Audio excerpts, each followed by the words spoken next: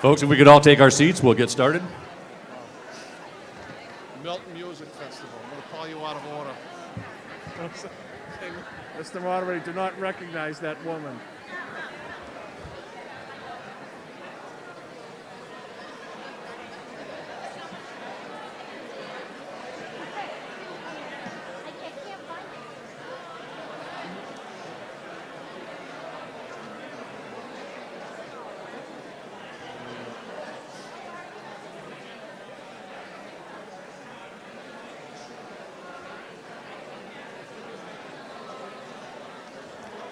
Having been advised by the town clerk that we have quorum, I'll reconvene our 2024 annual town meeting. We just have a couple of preliminaries tonight. I'd like to start with one item. If you could all remember to return your clickers when you leave tonight. We had 2 errant clickers overnight that were out in the wild. They have been hunted down by our crack staff and returned. But if you could all please remember to return your clickers in to the team outside, that would be most helpful. Second, I'd like to recognize Ms. Linda Lee Sheridan has a brief announcement. Oh, one thing, everyone. When you go to your microphones, I've been informed by our IT team, you'll see a little grip down at the bottom. If you pinch it, the entire microphone rises and falls, and you don't have to take the mic out of the stand. So just pinch that little grip, and it'll rise and fall and just to your height. So, Ms. Sheridan, over to you. Thank you, Mr. Moderator. Can you hear me? Closer. Okay. Thank you, Mr. Moderator. Linda Lee Sheridan, Town Meeting Member, Precinct 9. And I rise tonight to invite you all to save the date. I'm sure you know what I'm going to talk about. It's the annual Milton Music Fest and Fireworks, which is held up on Hutchinson Field the weekend of June 22nd and 23rd this year. And as usual, we have an immense amount of activities for families. We have a giant sandbox, we have a giant water slide, and a small one for the little tykes. We have face painting, kids characters that come around, wonderful food trucks. Novara and Abbey Park will be there again this year. And all of this food and beverage is available to purchase. And this year we're doing something special for the kids. Starting at 5 o'clock, our first band will be focused on the children. It will be Wayne Potash, Yodel for a Fish. Some of you with young kids might know him. He's pretty popular around town. So his concert begins at 5 o'clock, so you won't want to miss it. And the festivities, we have 2 bands following that, and the night closes out with the most spectacular fireworks you'll ever see overhead. So please pray for sun. And on Sunday, we have Irish music starting at 1 o'clock in the afternoon, and shuttle buses from La Brea and I always say that. Fontbonne. Oh my gosh, sorry. Yeah. The warrant committee chair just told me that, yeah. Thank you to our signature sponsor, the annual signature sponsor, the Copeland Family Foundation. Without them, this event would not be possible. And our many community sponsors that we have as well. Our website is wearemilton.org. We're a small group of only 6 volunteers that pull this event off, and we were just voted yet again by the Milton Times people that we are the best community event in town. So please mark your calendars and join us on June 22nd and 23rd. Thank you. Thank you, ma'am.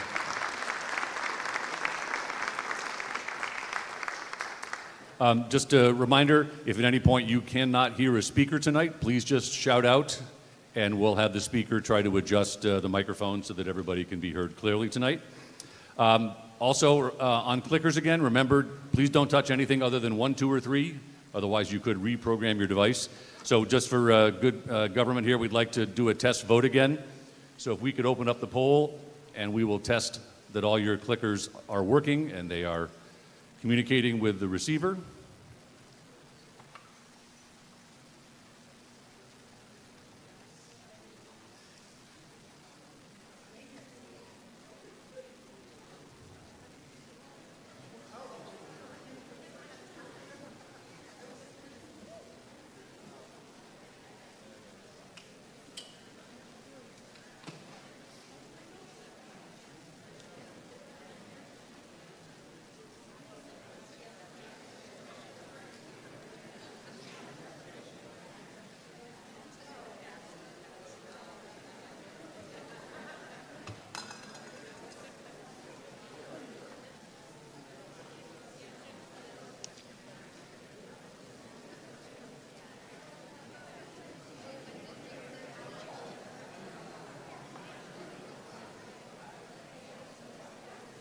And it looks like the breakfasts have it.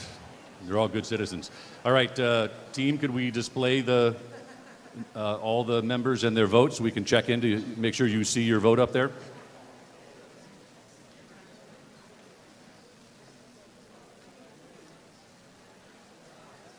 If we could scroll left. I know.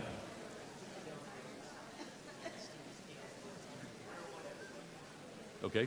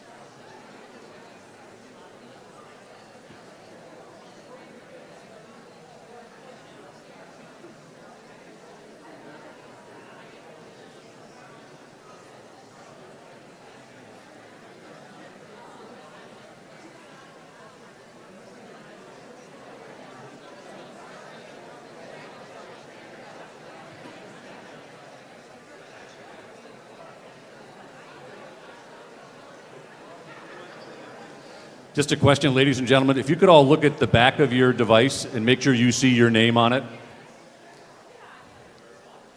Does everyone have a device with their name on it?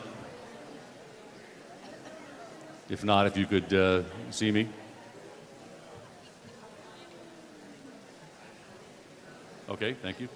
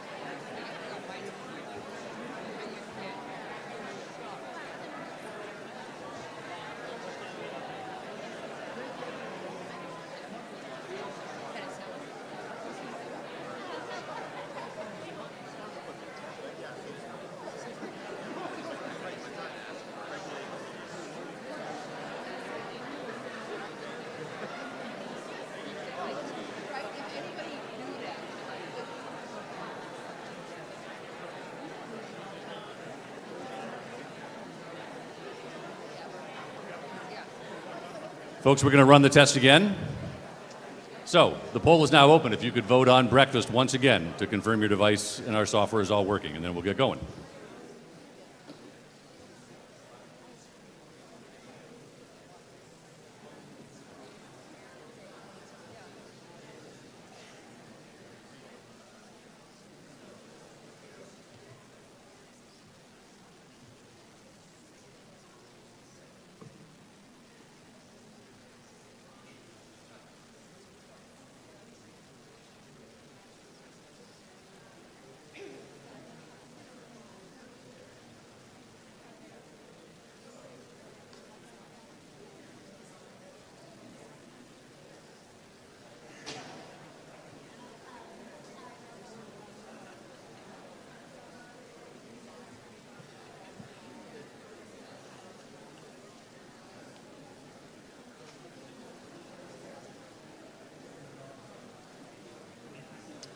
And if we could put up the results.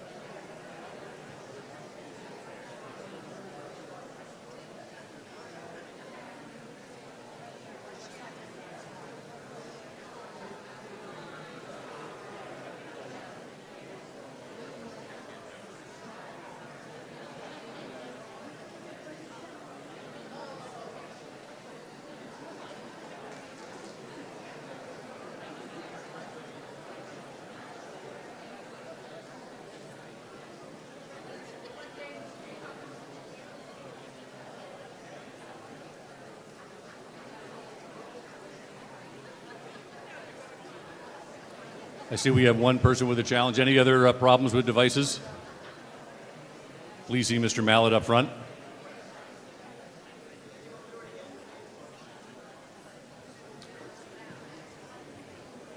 All right, while they are taking care of that, I've had a request from Ms. Caroline Kinsella of the Board of Health. I hope we are able to complete our business tonight.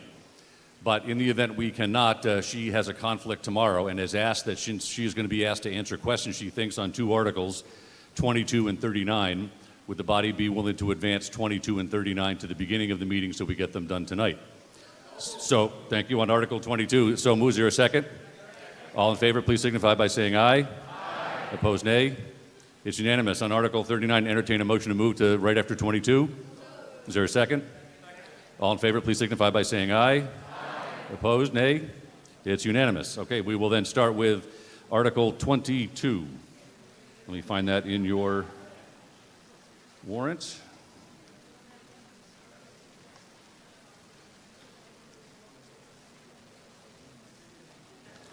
It's on page 40.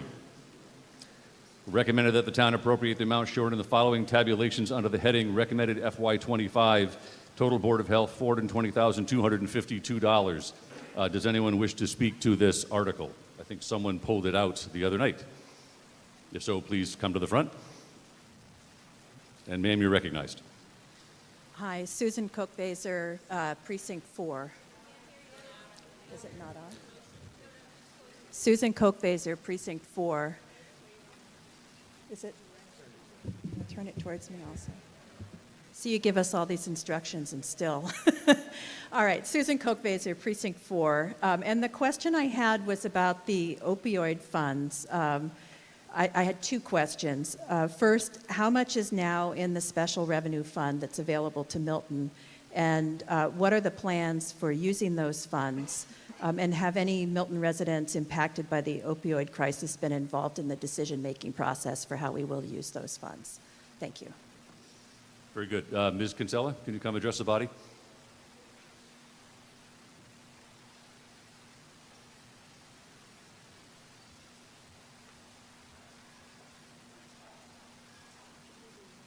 Are all those questions clear, or should I repeat them?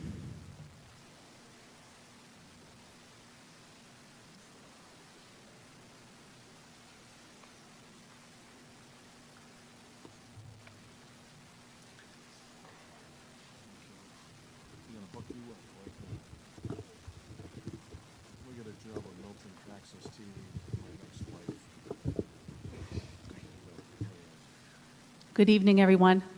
Thank you, Mr. Moderator. My name is Caroline Kinsella. I'm the Health Director. I'm a town meeting member, Precinct 8. And I'd like to give an overview of the opioid settlement monies. This will only take a couple of minutes. So on July 21st, 2021, Attorney General Maura Healey, now Governor Maura Healey, announced a $26 billion resolution with opioid distributors and Johnson & Johnson, which will provide more than $500 million to the Commonwealth cities and towns. On November 15, 2022, Attorney General Healey announced a $3 billion nationwide resolution with Walmart. And on November 23, 2022, she announced another $6.6 billion with drug makers Teva and Allegrin. And on December 12, 2022, she announced again a proposed $10.7 billion nationwide resolution with CVS and Walgreens.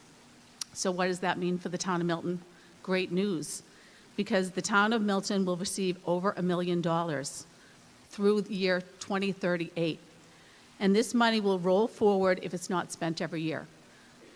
So we've got about 16 years, that we're going to be spending this money, and it has to be spent in 7 categories. So the categories that were identified by the state are opioid use disorder treatments, like peer recovery coaches, supporting people in treatment and recovery, including people with lived experiences by providing transportation or help in recovery, connections to care to support school-based services, harm reduction and Narcan training, addressing the needs of criminal justice-involved persons, diversion or recovery and support, supporting pregnant or parenting women and their families, including babies with neonatal abstinence.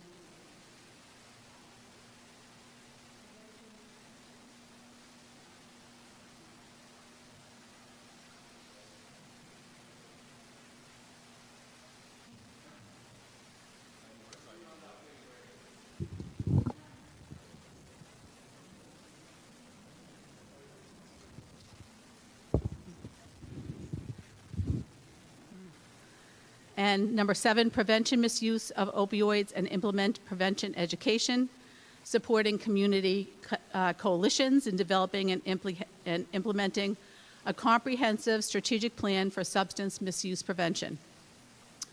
So the health department has been receiving guidance from the state and recently has had 2 webinars, and those were 2 weeks ago. So the state is reviewing how to allocate the settlement monies. The health department has received technical assistance from JSI, the John Snow Institute, and CARE Mass, which shared resources and answered questions about hiring a consultant to lead a community needs health assessment in Milton. Hiring a consultant was approved.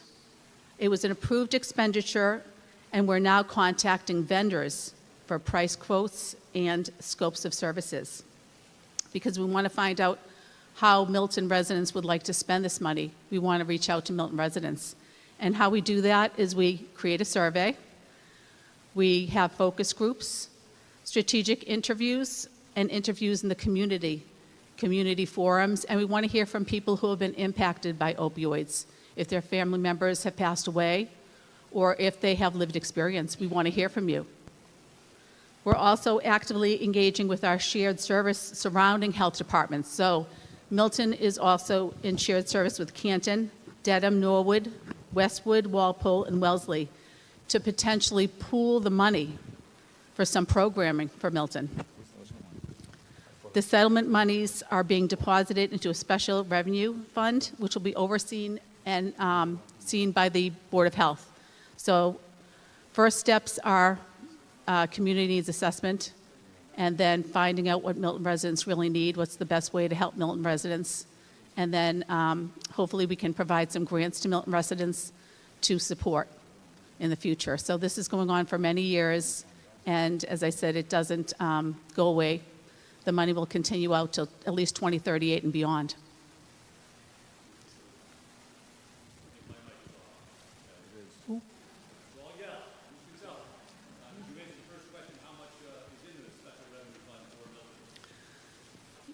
So according to the state website, it's 155,000, but it's more than that.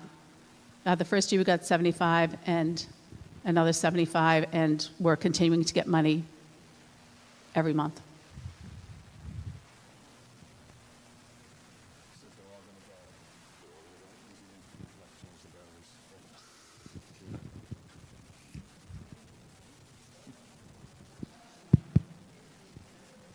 Are there any other questions for Ms. Kinsella?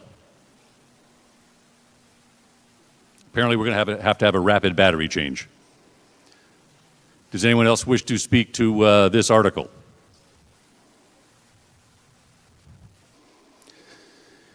Seeing none, this is a majority article. If we could open up the poll, please.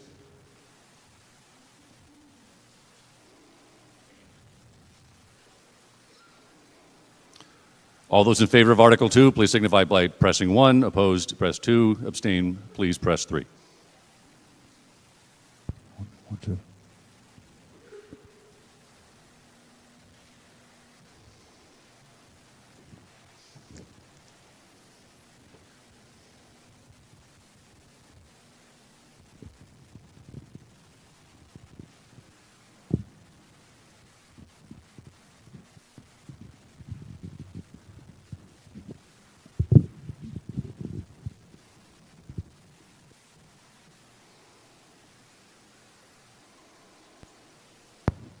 One, two. Do we have the votes in, team? Still coming in, okay.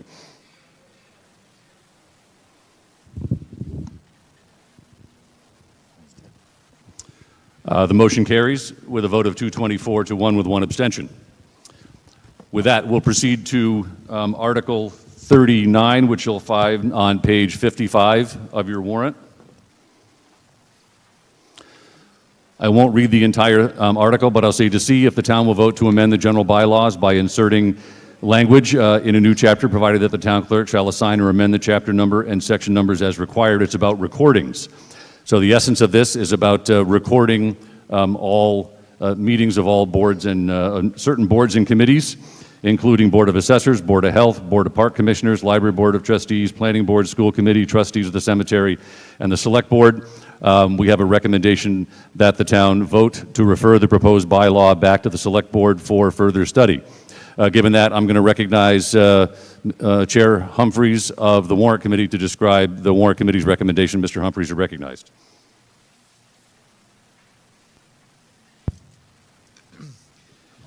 Thank you, Mr. Hess. Good Good job. evening. We have a lengthy comment here. I will hit a couple of the highlights with regards to the article, with regards to the recording of our public bodies. I think we all know how important having access to the recorded meetings of the town are. We all watch them.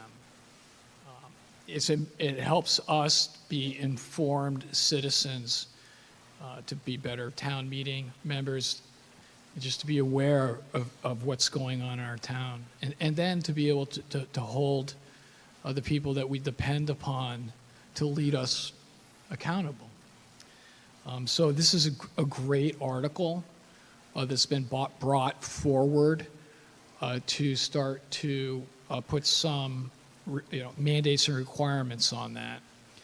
So the proposal was there's a list of the boards, assessors, health, park commissioners, trustees of the public library, planning board, school committee trustees, etc.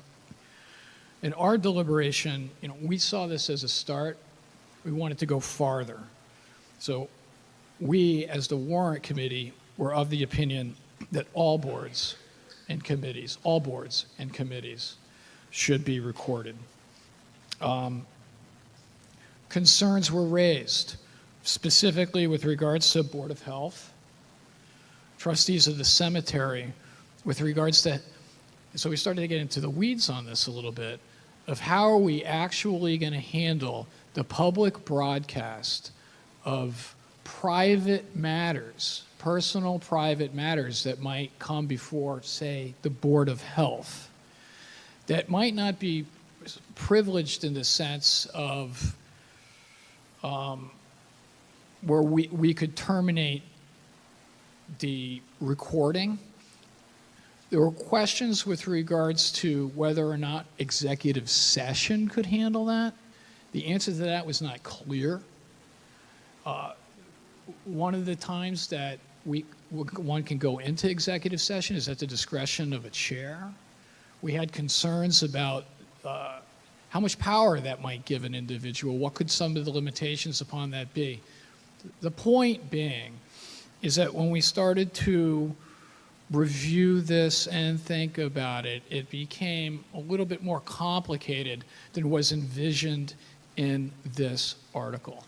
And so that was the basis of our recommendation, that based upon the need to do this, but on the other hand, the concerns that we had about the implementation, that it was our recommendation that it be referred back for further study to iron out and answer some of those issues and questions. That's our recommendation. Thank you. Thank you, Mr. Humphries. Next, I'd like to recognize Mr. Richard Wells, Chair of the Select Board, the submitting board, for your comments, sir.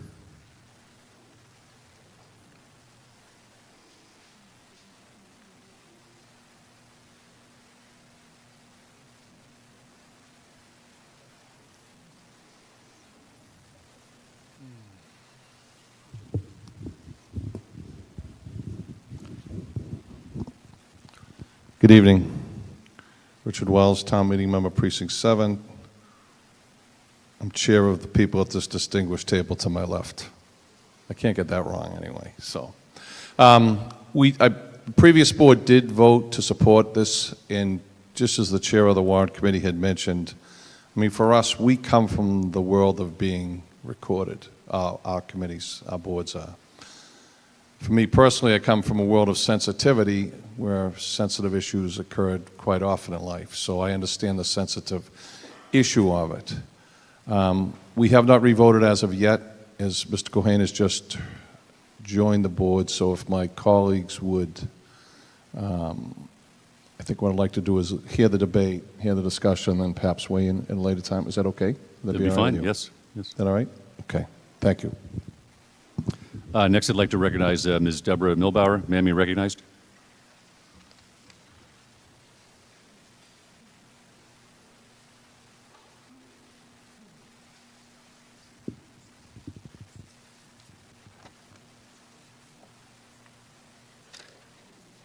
Hi, everyone. Deborah Milbauer, Town Meeting Member, Precinct 4. And in the 15 years I've served as Town Meeting Member, I think I've spoken once, and now I've spoken. This is going to be my second time, so bear with me.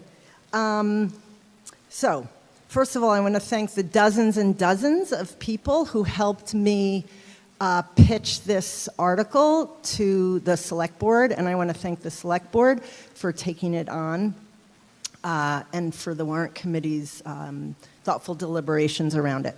So, before I start, a show of hands. Raise your hands if you have ever watched a recorded Milton meeting or a clip of a recorded Milton meeting. Raise your hand. And look around the room right now. Okay. Raise your hand if you've ever thought, crap, I can't attend a meeting, but I wonder if it'll be recorded. Raise your hand. Look around the room. Okay, excellent. Thank you, everybody. So, my name is Deborah Milbauer.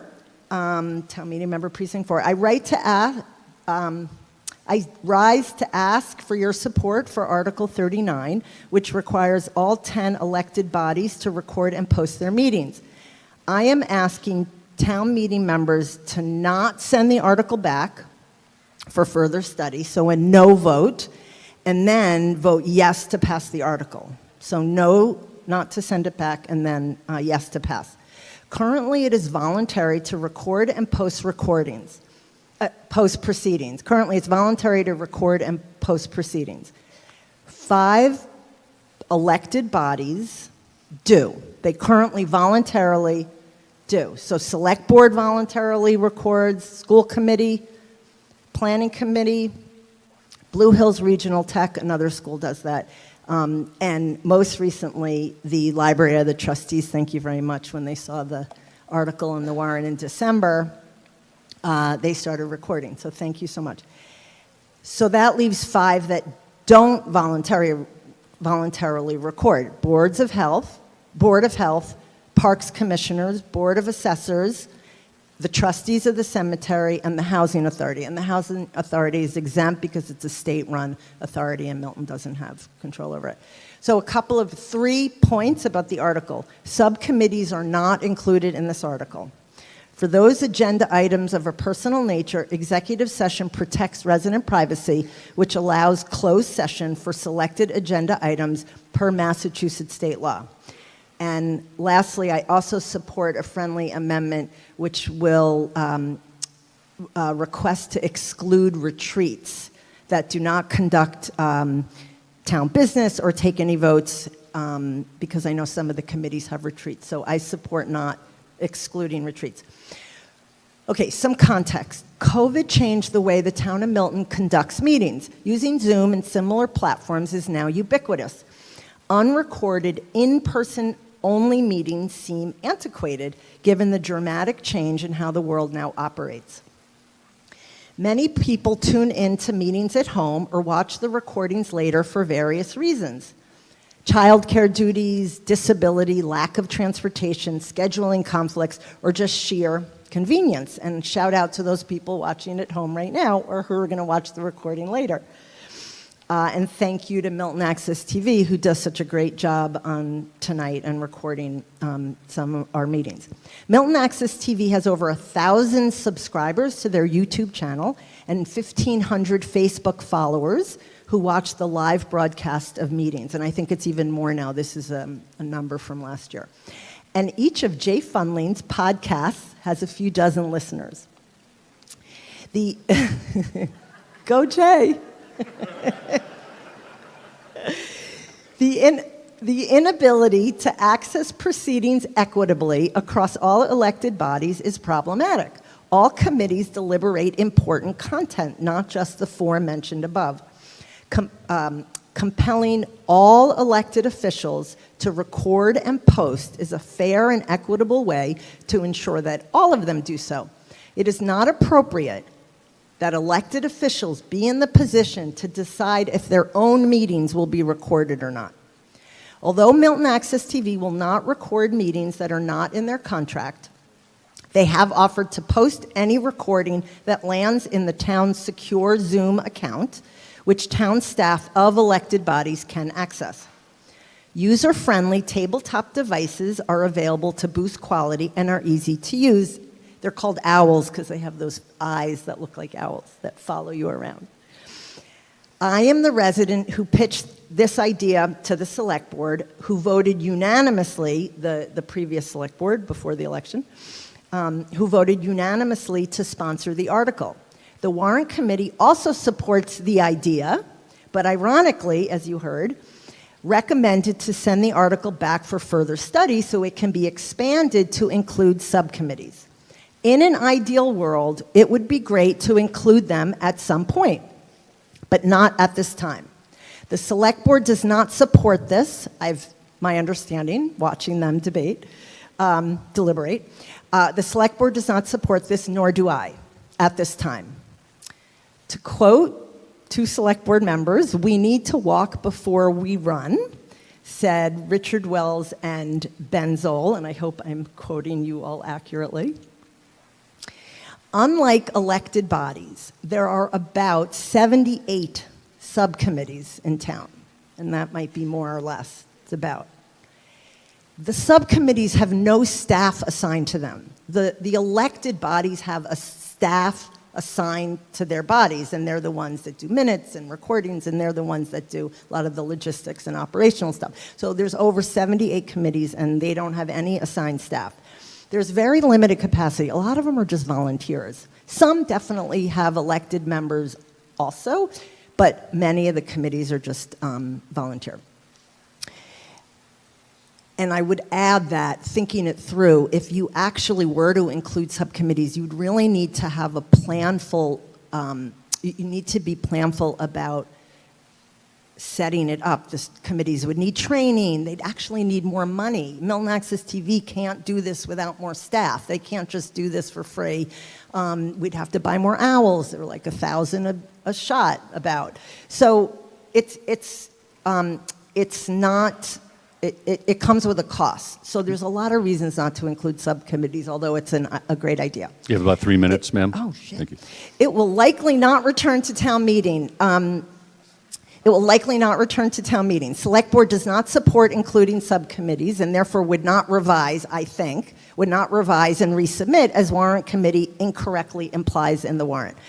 Let's not let perfection be the enemy of the good. The warrant committee's second reason to send it back is out of concern for protecting resident privacy. They want to identify the most appropriate course of action to best keep personal information confidential, which is what's written in the warrant. I agree 100%. Yet the solution is not to send it back for further study. The solution is to normalize the use of an already existing law that allows for closed session during agenda items of a personal nature. This would be an improvement over current practice in which the boards, health and cemetery, discuss personal resident information currently, right now, at their open meetings for anyone in attendance to hear. So it would be an improvement. There are 10 lawful reasons that the Mass state law states to allow executive session, and the number one reason of the 10 reasons is to protect resident privacy. I am thankful that and it's easy enough to adopt executive session. It's easy enough. You can get trained. You can run it by town council or town administrator to say, is this okay? Is this the appropriate use of executive session, until you get used to doing it.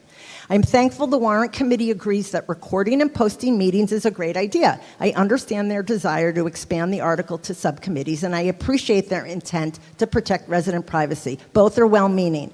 Yet, if we send the article back for further study, neither will happen.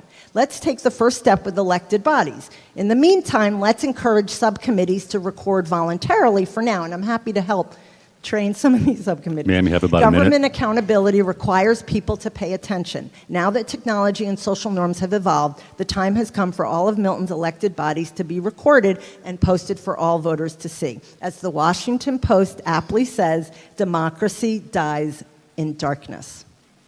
Thank you for your consideration. Vote no to send it back, and then vote yes to pass. Thank you so much. Thank you, ma'am.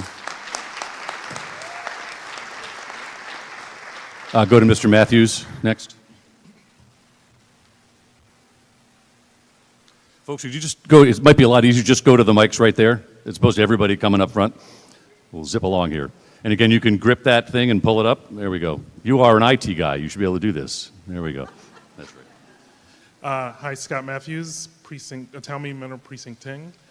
I wasn't sure if the batteries got updated. So, I resolved myself to come up and speak to this because I chickened out in talking about it in the previous one. A little closer to the mic, please. Sorry, I chickened out in talking about it in the previous one, and it got sent back. Luckily, most of what I wanted to say, Deb did so well. So I'm rising to support this article because, as was pointed out before, access to information about our government matters. There's so many of us who are here that probably don't always have time to go to these meetings, these public meetings, and get all the information they need to be able to successfully vote on what we have or take part in things during the town. We're the ones who are very active in this, and think of all the other residents who don't have access to it, who aren't there. There's so many times I've heard misinformation going out about what's going on in the town, partly because people aren't necessarily at these meetings. So I think it's very important that we record and make sure that these meetings are out there for everyone to have access to at any time that they need to. Again, Deb successfully talked to some of the things that I had issue with, some of the suggestions to send it back, such as trying to expand this to others. I don't think it's the right thing to. We've gone so long without so many of these meetings out there. I don't think it's the right thing to still hasten these meetings to go out there to try to figure it out even more. If there is nothing wrong with this article, we can vote on it, and if we want to add to that and add more meetings as we figure out the best way to do that, we can do that. But we don't have to stop this article to do it. And again, Deb successfully talked to, I didn't understand the point that was made about private matters in public meetings because they're public meetings. Like, if you're going to the meeting, you're going to hear it. So what's the difference if it's publicized out there on TV? And again, as Deb pointed out, if there is a process to handle that, let's figure that out. But let's not send this back so that we have more of our town members to be educated on our process, on the things that are coming up for them, and for how they can take part in voicing their opinion to help our town. Because I think that this is a great opportunity that we all have, and I think we should share it as much as possible with the rest of the town so that our town hears as many of our town members as possible so that we can really speak for them. So that's it. Thank you. Thank you, sir. The woman sitting next to Mr. Matthews, your Rex, please. Also, ladies and gentlemen, since this is just a motion to refer, and we could still debate the merits of the article later, if you could try to keep your comments to about 3 minutes. I gave Ms. Milbauer some time because she was the original author of this, so if you could try to keep it pithy and short, that would be very helpful. Thank you, ma'am. Yeah, definitely keep it short because, as the previous speaker said, the original speaker really Could you laid... name and precinct, please? Oh, sorry, Janet Ferrone, town meeting member, precinct 2. As the two speakers before me said, I'm here to really just support the whole process of moving it forward. As was stated, we're in the time where everything is on Zoom, everything is recorded, everything is digital. We've been hearing pretty much in every article the importance of disability, the importance of access, and this is clearly, we'd be going against disability access if we did not move forward with this. Thank you. Thank you, ma'am. Go to Ms. Hodling. I think you were next. Chris Hodlin, town meeting member, precinct 2, and I'll be very brief, but also want to just reiterate what's already said. I also support a no vote on the warrant committee recommendation and ask that you vote for this. I'm also one of the library trustees, and after this article was tabled after the December meeting, the next meeting that we had, the library trustees, we voted to record our meetings, and we have been doing so since then. I don't see where the privacy issue, thank you. I don't see where the privacy issue is appropriate here because, as has said, our meetings are open. Anyone can show up to the meetings, the agendas are online, and you can be there and hear what's going on, and we have an executive session to reserve the right for private conversations if that needs to be. So, and I also just want to say in 20 plus years on town meeting, we've turned back many articles for more study and they haven't come back. So let's take some action on what we can do and worry about the other at another time. Thank you. Thank you. Ms. Rosemarin. Hi, Ada Rosemarin, Precinct 2, town meeting member. I also rise to support Article 39 and urge my fellow town meeting members to also support this article. And I've had a fair amount of experience with this in my time on school committee, in school committee meetings, with joint meetings with the select board, and with school building committee meetings. The school building committee has been using the OWLs very successfully in their meetings that are public and available for everyone to see, but also that all elected officials are required to be trained in the open meeting law. And the open meeting law has very clear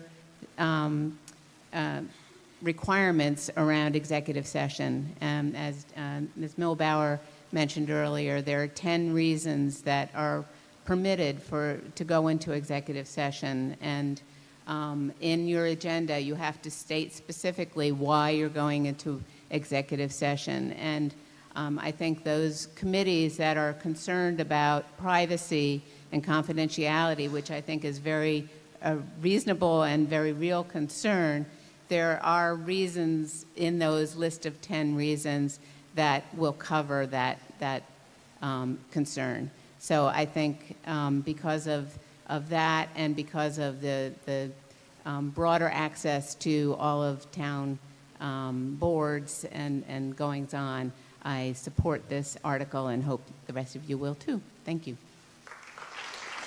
Thank you. Ms. Varela. Sheila Varela, Town Meeting Member, Precinct 8. I also rise in support of this article and recommend to vote no on the recommendation of the Warrant Committee, because I too, with fellow speakers, Ms. Rosemary, I was served on the school committee with her, and I've been a town meeting member for over 20 years and chaired many operational overrides. And I just want to hit home the point that education is the way we move forward. And I think having the access to the actual meetings and not a lot of the stuff that goes on social media and the back and forth, when you can click on it and watch it for yourself and make your opinion and get it from the horse's mouth, it's going to help us maybe move forward in a more positive light. And when I think back 20 years ago and we didn't have the access to do that we do now, we should continue to move forward. I also agree that putting something back, Ms. Hodlin said, we don't ever see it again. And I really think it's a positive thing to let all the people in the town be able to have, access to all open meetings with all the things that have been described here, because not having that and not having the correct information is what I think stalls us and doesn't move us forward. So again, I recommend a no vote on this and to support the article. Thank you. Yes, ma'am, in red, please. Hi, Regina Malley, Town Meeting Member, Precinct 8. I have a question. Yes. So it's more about why is executive session not a good option? So I totally understood that the Board of Health and the trustees of the cemetery talk a lot about private information and resident information and privacy, and I work in HR, I get it with HIPAA and everything else, but why? I'm just trying to understand. I think the chair of the Warrant Committee mentioned that in order to do executive session, it would be up to the chair of that board, right? And that might be too much control for one person. But if you could just elaborate a little bit more on, again, like why executive session isn't a feasible option for those boards. Because you can have a meeting, right? A portion of your meeting that can be public, and then you can continue right into executive session. It's not like it's an extra meeting where, more people, I'm just not understanding why it's such a hurdle. So if someone could just talk about why that is. Yes, can do. Mr. Wells, can you address this, or is it a town council question? You're discussing that. Okay. Mr. Wells, you're recognized. Pardon me? Town council, could you please answer this question?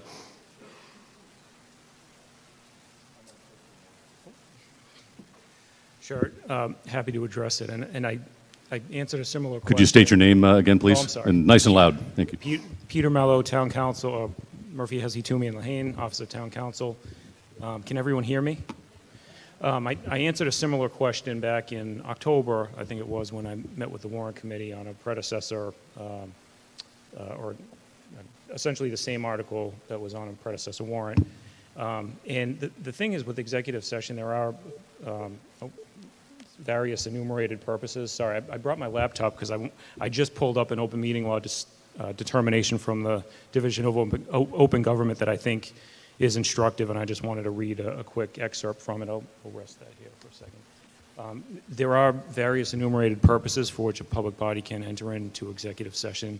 It requires a vote of the public body. I think there was a reference to the chair of a body having unilateral authority to enter into executive session. I'd have to hear more about that. I'm not familiar with. The statute lays out the process through which a public body enters into executive session, and the bases upon which a public body can enter into executive session. I think based on some of the current concerns I've heard expressed at the Warrant Committee meeting back in October and so far this evening, Board of Health, I think The most prominent concern seems to revolve around privacy issues. It's a difficult thing to talk about in the abstract because it's intensely kind of fact-specific and intensive, and whether the circumstances are sufficient to warrant going into executive session can depend on the circumstances at issue. Purpose 1, for example, provides a basis to talk about someone's mental health. I'm not sure that would extend necessarily to a more expansive discussion about, whether to take enforcement action on a Board of Health matter, for example. I'm just, I'm concocting a hypothetical. This isn't specific to any particular matter, but it would depend on the circumstances. Might circumstances warrant going into executive session to discuss someone's, competence or mental health? Theoretically, but then, that might not provide the basis to expand the discussion beyond those parameters. You can talk about, whether to consider filing a criminal complaint. There's some instances where a public body is considering taking enforcement action that might involve, potential criminal liability. There's something of a catch-all. Catch-all might be a misnomer in this context. I don't mean to suggest that it's, kind of anything goes, but Purpose 7 allows you to rely upon a statute, essentially, that allows or provides some privacy protection. That was the provision with respect to which I wanted to read this excerpt, because I think it's, kind of instructive. It's not some, it doesn't give you carte blanche to go into executive session anytime you perceive there to be a sensitive, privacy concern. And the excerpt that I had in mind essentially said that there was an attempt by a board or a public body to invoke Purpose 7 on the basis that the matter at issue was something that would be encompassed within the scope of the privacy exemption under the Public Records Law, Exemption C. And effectively, I won't pull it up because I have to refresh my screen and type in a password and all that, but basically the gist of the Division of Open Government's conclusion was that that didn't suffice, at least in that circumstance. So I know it might be unsatisfying to some people because it's not cut and dried, and it's not like a one-size-fits-all thing. It's very circumstance dependent. But as I see it, based on the kind of concerns that I've heard expressed, I think, in any particular circumstance, Purpose 1 might be available. Purpose 7 probably. Those would probably would be the most prevalent. There are other instances like litigation where there's a threatened or pending litigation that suffices to, as a basis to invoke the executive session process. There's a variety of others, but it's very kind of fact dependent and circumstance specific. Okay, thank you. I think I had Ms. Swenson next, and then Ms. Agostino and Mr. Mellon. Ms. Swenson, yes? Yes, thank you, Moderator Hiss. Denny Swenson, Town Meeting Member, Precinct 5. So a little bit of my takeaway is that it's not as cut and dry to just be able to go into executive session. I was on the planning board for 5 years. I was very comfortable. Everything was public. But there are some boards, I imagine the Board of Health, or some of these financial or assessors, these committees that we form all the time, where a personal matter might come up, perhaps a hoarding issue or something that's actually very personal. A family member might have a drug use issue, and it might come up in real time. As citizens of our town, we really appreciate when our volunteers and our committee leaders are very sensitive to these issues, but you can't in midstream without announcing, we have to give notice. And some of these meetings, as they're happening in real time, you can't really stop them and say, oh, now we're in executive session without the proper notice. It seems like it would be very, excuse me? Excuse me, let's address to the moderator, please. Thank you. It's my understanding that executive session has to be posted with 48 hours notice. So, and the other thing that I wanted to be considered is that sometimes it's hard to get people to attend these meetings, and some of these hard issues that come up in our communities that our volunteer boards are dealing with. You know, we want to be extra sensitive to anyone who's disenfranchised in any way. And, you know, there are things like domestic violence and drug addiction that hit some of our families. And we just want to be really sensitive to that. And I'd like to better understand the executive session things that our town council was explaining to us that are not always cut and dry. Thank you so much.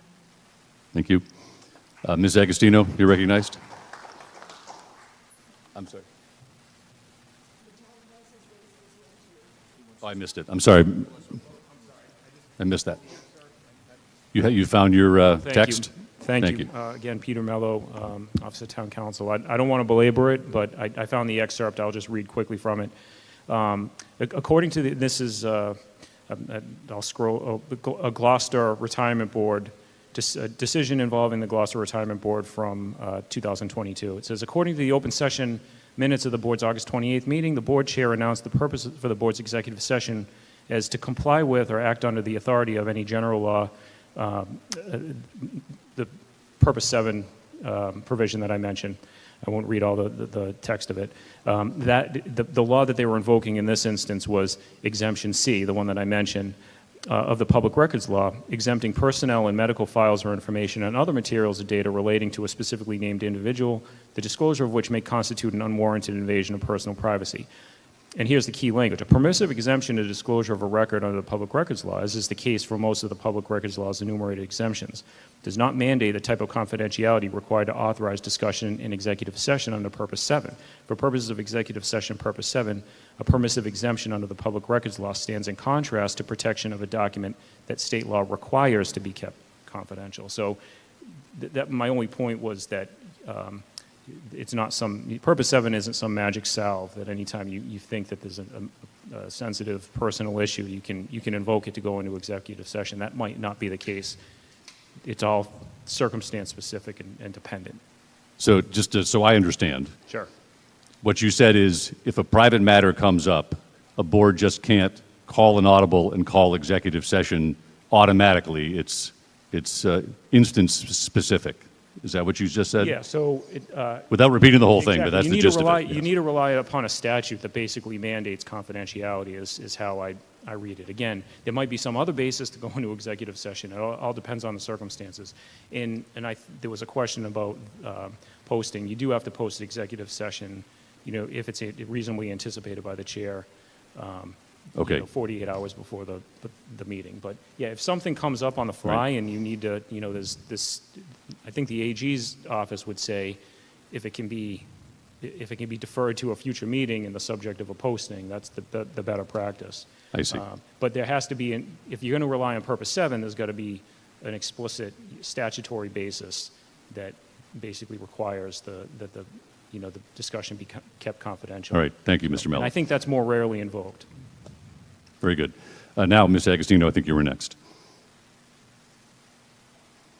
Diane DiTullio Agostino, Precinct 9, Chair of the Commission on Disability. Mr. Moderator, since you did request clarification, the short version, can you just confirm that what he just explained then was in particular instances where, what was the term he used, the need for confidentiality? They could go into executive session. I mean, if someone needed a medical intervention or something, I mean, is that what we just heard? Let me see if I get this right, Mr. Mello. He's saying executive session can be used for specific purposes, and there may be a case where confidential information is not sufficient for a body to go into executive session. And further, did I get that correct? Yes. And further, executive sessions have to be posted 48 hours in advance if the body has a reasonable expectation that they're going to need to go into executive session. Did I get that right?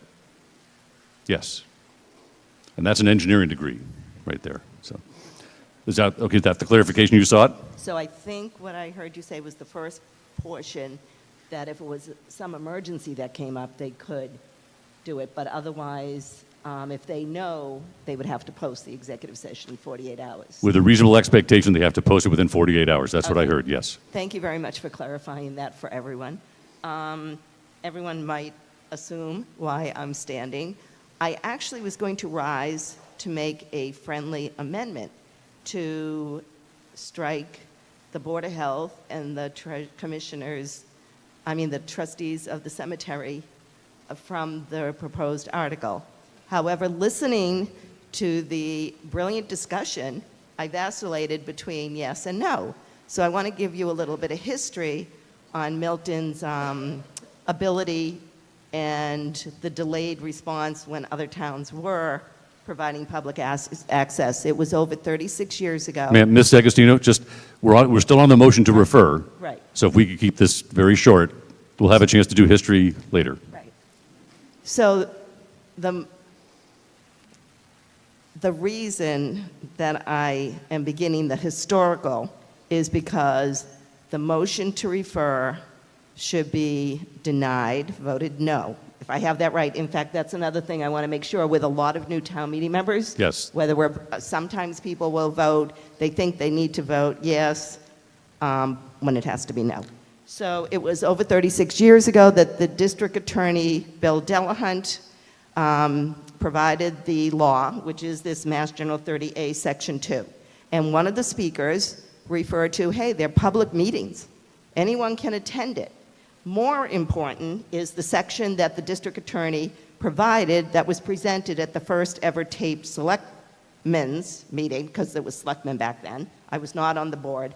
I was one with the tape recorder. And it reads, so therefore, referring this back makes no sense, because after notifying the chair of a public body, any person may make a video or audio recording of an open session of a meeting of a public body, or may transmit the meeting through any medium subject to reasonable requirements of the chair as to the number, placement, operation of the equipment used so as not to interfere with the conduct of the meeting. At the beginning of the meeting, the chair shall inform the other attendees, because as we all know, the moderator had to notify us all that this meeting is being recorded. That's a state law. I don't know if it's this law or another one. So my thought of if you could wrap up your, Ms. Agostino, if you could wrap up your comments. Yes. So anyone can walk in and tape record any of these public meetings.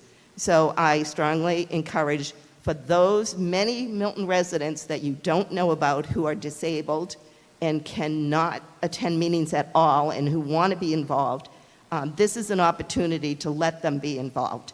So thank you very much for your approval. Thank you, ma'am. To not refer back. You'll go over. Correct. Mr. Mullen, you're next. Peter Mullen, Town Meeting Member, Precinct 2. I think I have a series of questions here.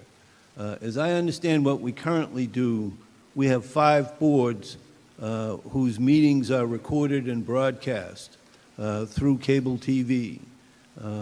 And this article would expand that to a total of 10 boards. I don't know what, if any, staff is going to be needed for these additional meetings. As I understand it, we have a contract with Milton Cable to do the 5 boards they currently do, but we don't have any contract. We don't know what the cost would be. I think one of the speakers mentioned that Milton Cable has said that they're willing to broadcast things that are brought to them. I don't really understand the concept of these owls that people say can record the meeting, but I don't know whether the staff of the committee is supposed to record those or not. So I think one of my questions would be to ask whether the town administrator or someone else could tell us whether they think it's feasible, whether we're going to have to send employees to meetings that don't currently attend meetings just to do the recordings. I also wonder what happens to the recording after the meeting. Does that become a town record? Is that the official minutes of the meeting? Are we going to stop preparing written meeting minutes and use these recordings? I'd also be interested to hear if there's anybody here from the boards that are being added to this, whether they have any opinion one way or the other, whether it's a good idea or not. As I understand it, it's the assessors, the cemetery, the Board of Health. You know, if they could let us know what their position is on this. Thank you very much. Thank you. So what I captured, do we have the staff to cover the additional recordings? Do the recordings become part of the town record? Do the recordings replace minutes?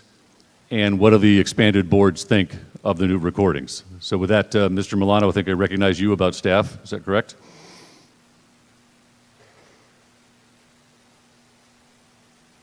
Thank you, Mr. Moderator. Nicholas Milano, Town Administrator. Good evening. Mr. Mullen, in response to your questions for staffing, it is an issue that we discuss both with Ms. Billbauer and with the Select Board. For these bodies, staff is present at each of these meetings already. It would be a matter of, for the bodies that aren't recorded by Milton Access TV, to train staff on the equipment that the town currently owns and we use not quite on a regular basis, but a nearly daily basis already. So in terms of staff already attend the meetings. In terms of equipment, we do have 2 of the said owls, which are basically a webcam that goes onto a table, and it captures what's going on in the room. In addition, the new conference room in the fire headquarters building is set up to be remote conference room, as is one of the conference rooms in Town Hall, with equipment that already exists and is connected to the TV screens and the computers in the room. The recordings are, under the bylaw, required to be uploaded, whether to the Town of Milton website, to the Milton Access TV YouTube page. Currently, what happens is meetings are recorded, they go into our Zoom account, pull the recording, upload them to their YouTube page. Our plan would be to continue that process, record it through the Zoom platform, get them the recording, and they would upload it. There is no requirement here that Milton Access come to each of these additional meetings and record them. We would record it with Town of Milton staff. That recording would be a public record under the public records law. And then on minutes, boards and committees would still be required to do minutes under the open meeting law, whether or not there is a recording of the meeting. I think those are the 3 that... Were the opinions of the expanded boards consulted about this? I know Ms. Milbauer spoke to several of them. I don't want to speak for those boards other than the ones that have been represented so far tonight. Yes, Ms. Kinsella, you have a point on this? We did move this to help you out. Thank you, Mr. Moderator. Caroline Kinsella, Town Meeting Member, Precinct 8, Health Director. Town meeting members, the Board of Health and the Health Department wrote a letter of concern in October 2023 to the Warrant Committee regarding the new proposed bylaw to require video recording of meetings of elected public bodies.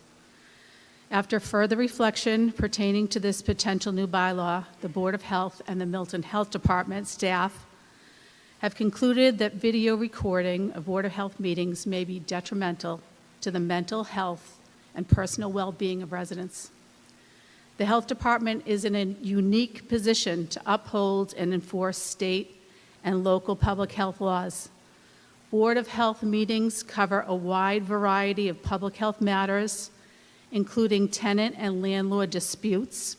An example would be housing violations that come up, such as unsanitary conditions, cockroaches and mice, condemnations of houses or apartments.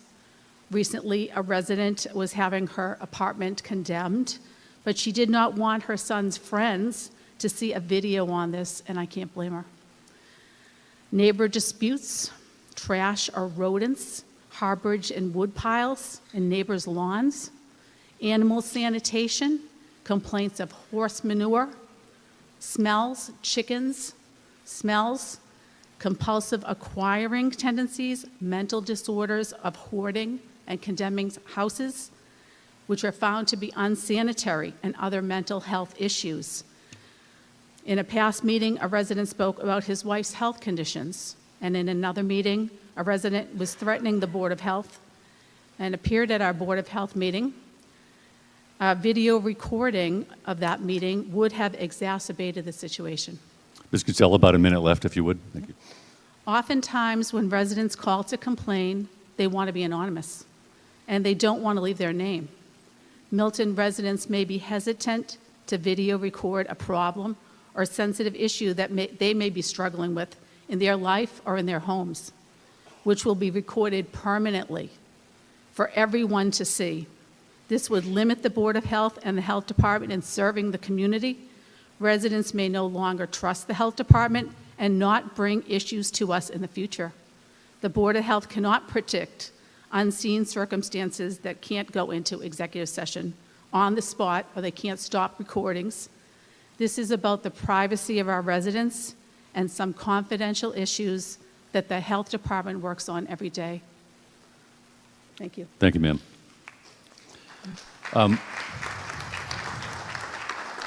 Nope, all set. Ma'am, I think in the orange you may have been next. Thank you.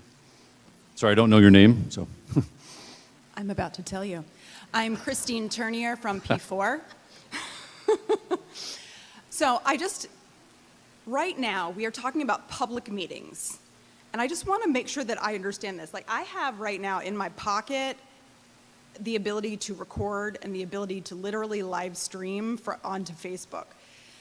What prevents me from attending every single, if I had the time, every single public meeting of all of these boards saying, hey, friends and neighbors, I'm recording you right now, just so you know, and putting on Facebook, or just putting it on my computer, and then also not being in the public record. I guess given the fact that now we have this technology and this ability to make these recordings, and as long as we are upfront about the fact that we are recording them, I'm trying to understand what makes some of these concerns unique to what I have right here. So I guess my question is, what stops me from recording all of our public meetings right now and posting them? Let me find out. Town Council, could you answer that question? Is there any prohibition on an individual recording a public meeting on a personal device? Peter Mello, Office of Town Council. No, the short answer is, and I think someone mentioned it a few minutes ago, 30A section, excuse me, section 20, I think it is the reference, confers explicit entitlement, if you will, upon attendees at meetings to record the meetings. The question of dissemination, I guess, is a separate question, but I don't think that I don't think that any liability or claims could flow from one's posting or dissemination of a recording of a public open meeting. But the short answer is that anyone can walk into an open meeting and record. You just have to advise the chair. Very good. Okay. Is that ma'am? Okay. I think, sir, I think you're next. Yes. Sean Bentley, Precinct 7. So, oh, yeah, that's much better. Okay. Anyway, so I'm going to just keep this short and sweet. I know there were a couple of previous speakers who mentioned a concern if this article was referred back to the select board that it may not come, like when it might come up again. So my question, I guess, would be to the select board. Would you be willing to bring this article back up for consideration for the next town meeting? It'll probably be, I presume, in the fall. That's my question. Thank you.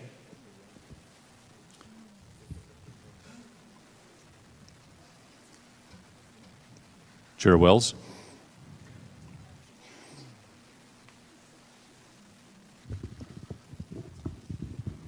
So I believe Richard Wells, Precinct 7, Chair of the Select Board. I believe the simple answer to Mr. Bentley's question would be yes. I'll be honest, when we did first vote on this, I don't think we really had all the information regarding the sensitivity issue, as I said previously, and especially listening to Ms. Kinsella And what first brought this to mind was when the town meeting member from Precinct 4 spoke about the COVID issue, the opioid and fentanyl abuse issues that exist. These are things, to include hoarding, mental health, things of that nature, that are really hard. I always said to the police officers who worked in this town when I was on the police department, you could ride around in a police car all day long and not get out of that car and just look at the front doors of each home you pass, but you'll never really gain an understanding of what actually goes on behind those doors. Often it's good, but sometimes it's very hard and very difficult. And as sitting here just understanding, as town council has described, the strict parameters to how executive session and executive privilege can be used, I do see what Ms. Kinsella is saying, that there are very sensitive issues that happen within a family, within a neighborhood, within a home, within a town, that could really prohibit them to want to come forward and be on tape. The woman who said, yes, I can tape it, anyone could take out their camera right now and tape. They could do it. But I do understand the sensitivity of what's being brought up. So to make a long answer short, I think if it does get referred back, if it were to come to a next meeting, we would, yes, do that, as you've asked. Thank you. Thank you. Folks, after you're done speaking, if you could return back. Yes, ma'am, I think next to Mr. Walker, sorry, Mr. Mello, do you have a clarification on that? Yes. You amend your further remarks, so to speak? You're next, ma'am. We'll just wait for... I guess just expand on them. I drew a distinction a minute ago between... is that better? Sorry. Yes. Peter Mello, Office of Town Council. I drew a distinction a minute ago between recording and dissemination. I just looked at Section 20, which is the statute I referenced, and it says, after notifying the chair of the public body, any person may make a video or audio recording of an open session of a meeting of a public body or may transmit the meeting through any medium, subject to reasonable requirements of the chair as to the number, placement, and operation of equipment used so as not to interfere with the conduct of the meeting. At the beginning of the meeting, the chair shall inform other attendees of any recording. So Section 20 actually explicitly addresses the question. So. Very good, thank you. Yes, ma'am, you're recognized. Rachel Posar, town meeting member in Precinct 8. I have sort of two things I'd like to talk about. The first is that I really appreciate Ms. Kinsella sharing those situations in which a resident might want their privacy. And as somebody in the healthcare world, it really blows my mind that we're allowed to discuss those topics in any sort of public forum. I really think that we should be protecting residents' privacy to a greater extent than just hoping nobody shows up at a public meeting. The second point was, there was a question in terms of whether there's a need to provide 48 hours notice prior to starting an executive session. And just looking at the Mass General laws, it looks like that is the case when the purpose for the executive session is to discuss an individual's physical or mental health. However, another reason to go into executive session that does not require 48 hours notice is to comply with a federal law. So HIPAA is a federal law. I wasn't sure if local boards of health were considered what's called a covered entity under HIPAA, which means that they have to comply with HIPAA. What I was able to find was that the Massachusetts Department of Health is considered a hybrid entity. So it engages in health surveillance and also healthcare delivery. So those public health surveillance activities, like reporting how many COVID cases happened during a certain time period, those are not subject to HIPAA. But healthcare delivery, for example, going in and mitigating a hoarder situation, my sense is that that may likely be considered covered activities. So my question for town council is whether local boards of health are expected to comply with HIPAA. If that is the case for their healthcare delivery activities, then that would allow these boards to go into executive session without notifying the individual or posting 48 hours of notice. Thank you. Town council, the question clear? Peter Mello, Town Council. And by the way, I addressed the question a few minutes ago about notice. I guess I just recognized the a nuance that I hadn't considered when I had that in mind. I was thinking of the meeting notice. You know, for example, what people often call the meeting agenda, the meeting notice that's posted publicly, alerting people to the existence of a meeting. What I was saying is, you know, the best practice is to include reference to any anticipated topics, including executive sessions. And what the Division of Open Government often says is that if something arises on the fly that you know, the chair didn't necessarily anticipate before the meeting, the best practice, you know, to the extent practicable or possible, is to, you know, defer the matter or the discussion to a future meeting so that it can be included at a meeting notice. That's distinct from the notice that is required under Purpose 1 when you're talking about notifying the subject of an executive session discussion under Purpose 1. So that's just to clarify that. Sure. So is that better? Sorry. Yes. The HIPAA question, HIPAA is the technical, you know, kind of a voluminous federal legislation. I think that that excerpt that I read suggested that, you know, if there's got to be whatever statute you're relying upon to convene an executive session under Purpose 7 has to be pretty specific and basically mandate your privacy.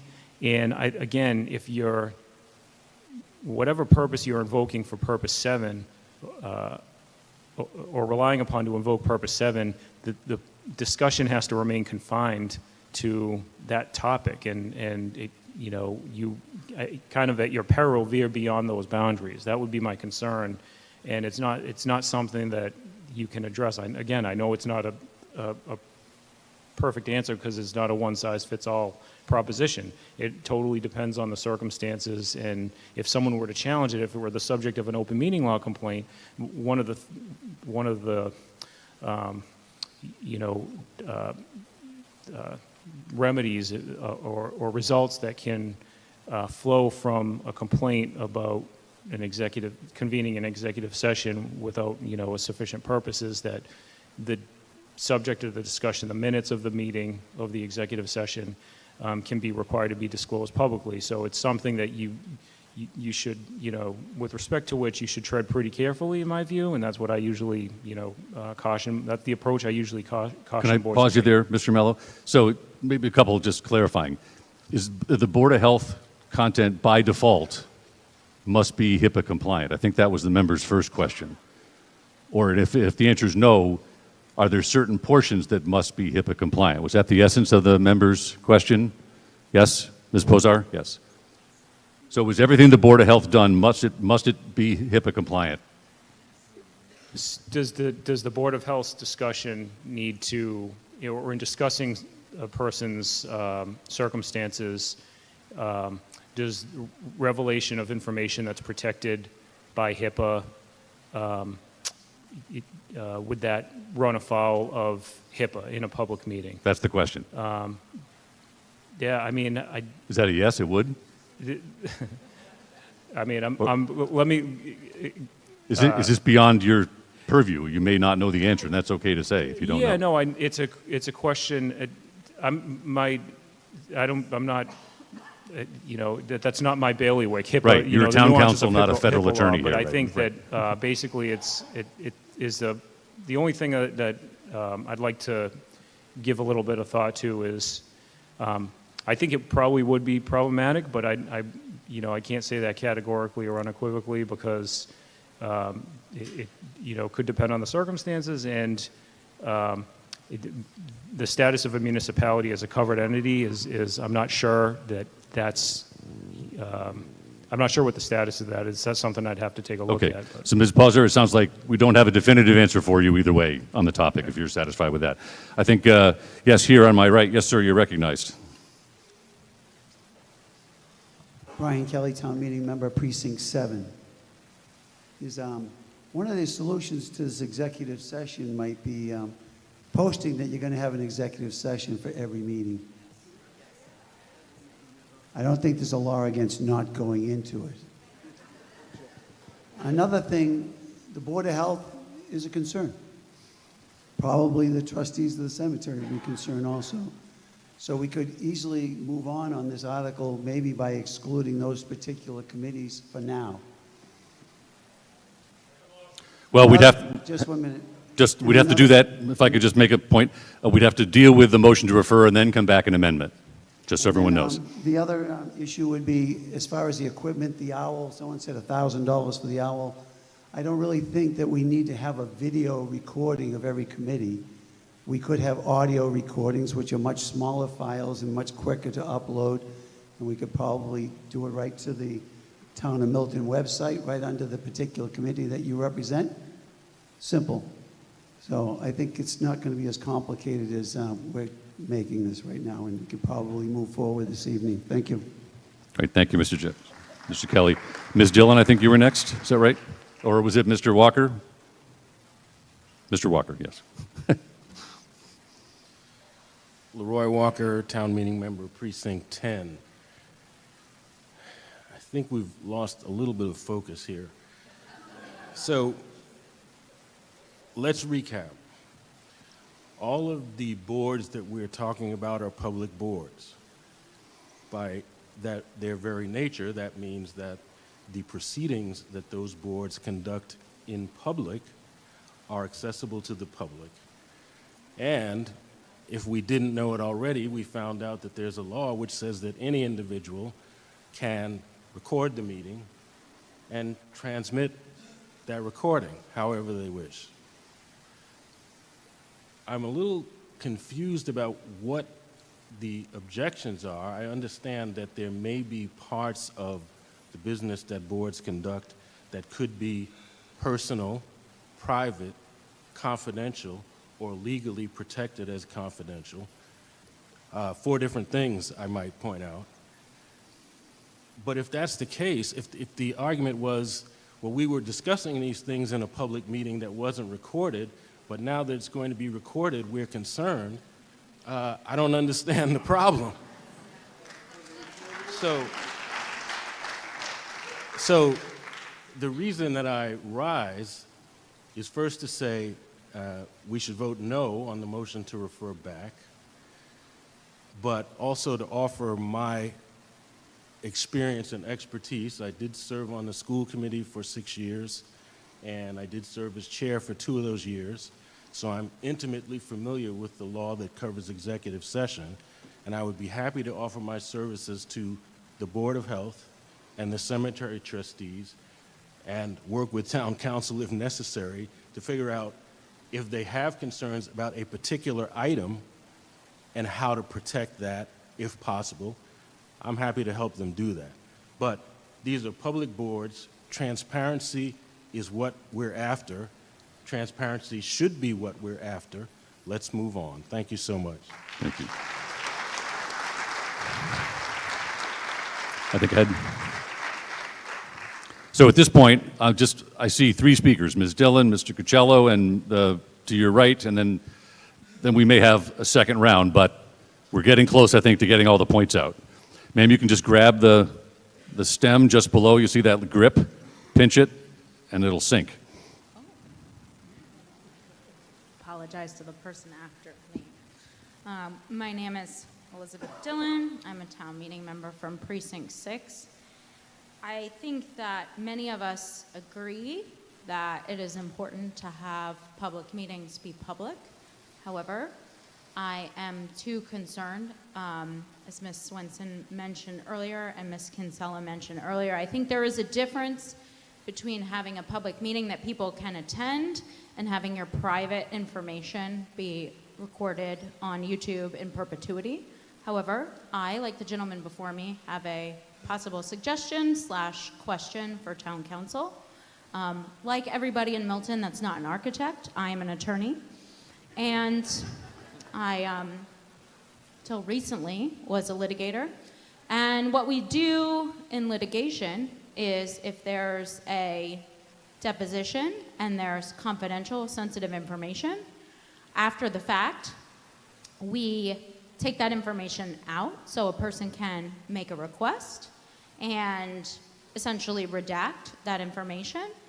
Is there a way legally, because I'm not a public records law expert, this is my question for town council, is there a way in which we can either real time turn off the recording when we get to sensitive information and then turn it back on, or in the 2-week period in which we have to put it on Milton Access, that's in the suggested, the Warren article 39, is it possible that an individual who is affected can request that their information be essentially redacted out from the video? Because I do think that it's different. I mean, I would think that common decency would prevent people from recording information about their neighbors hoarding or having, you know, other domestic violence, some of the concerns that we raised.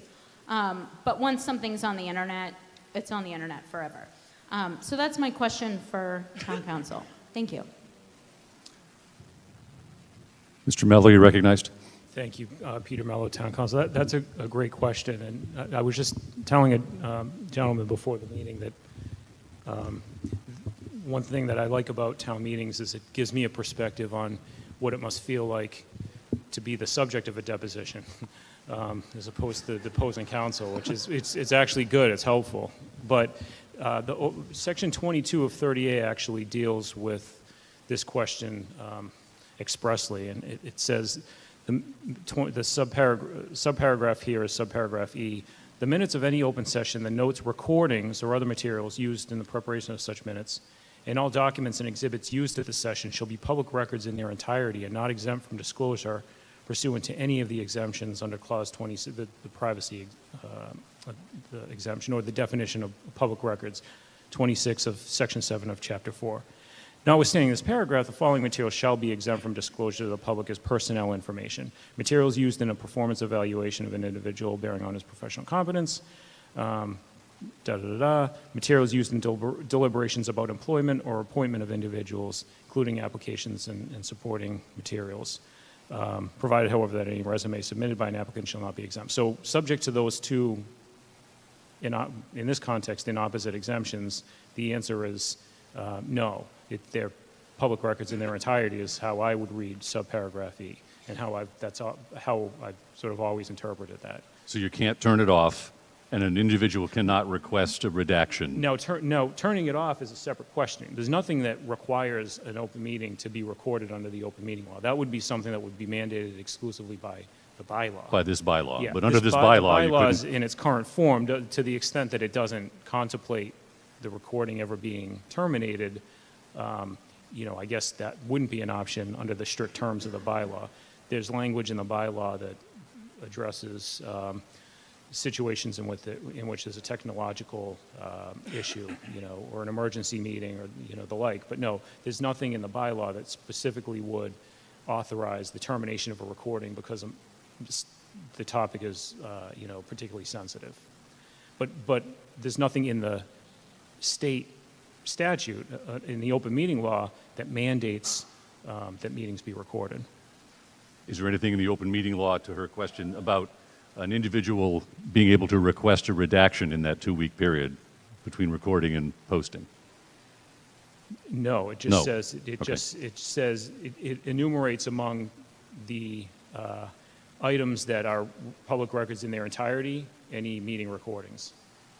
You know, obviously In their entirety. Okay. In possession, or That other answer your question documents, then? quote unquote, used at a meeting. Do you have a follow-up, ma'am, or that? Yes.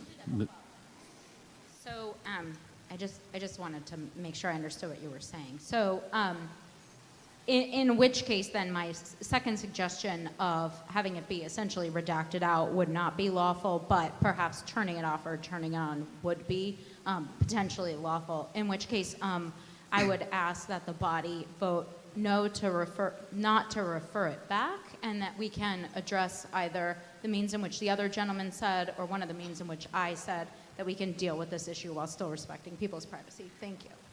Thank you. I think we're left with Mr. Cocello next, and then the gentleman, yes. And then Ms. Milbauer, yes. Thank you. Anthony Cicchello, Precinct 4 Town Meeting Member. I'll try to be brief. We're on our second article tonight. We've accomplished 4 over the last 2 nights, so we're really moving. So the first issue, I recognize that these are public meetings that we're all talking about. So as has been discussed, someone could come in and broadcast it. For most of these committees, I think this is a no-brainer, that this article should be passed and that these should be publicized.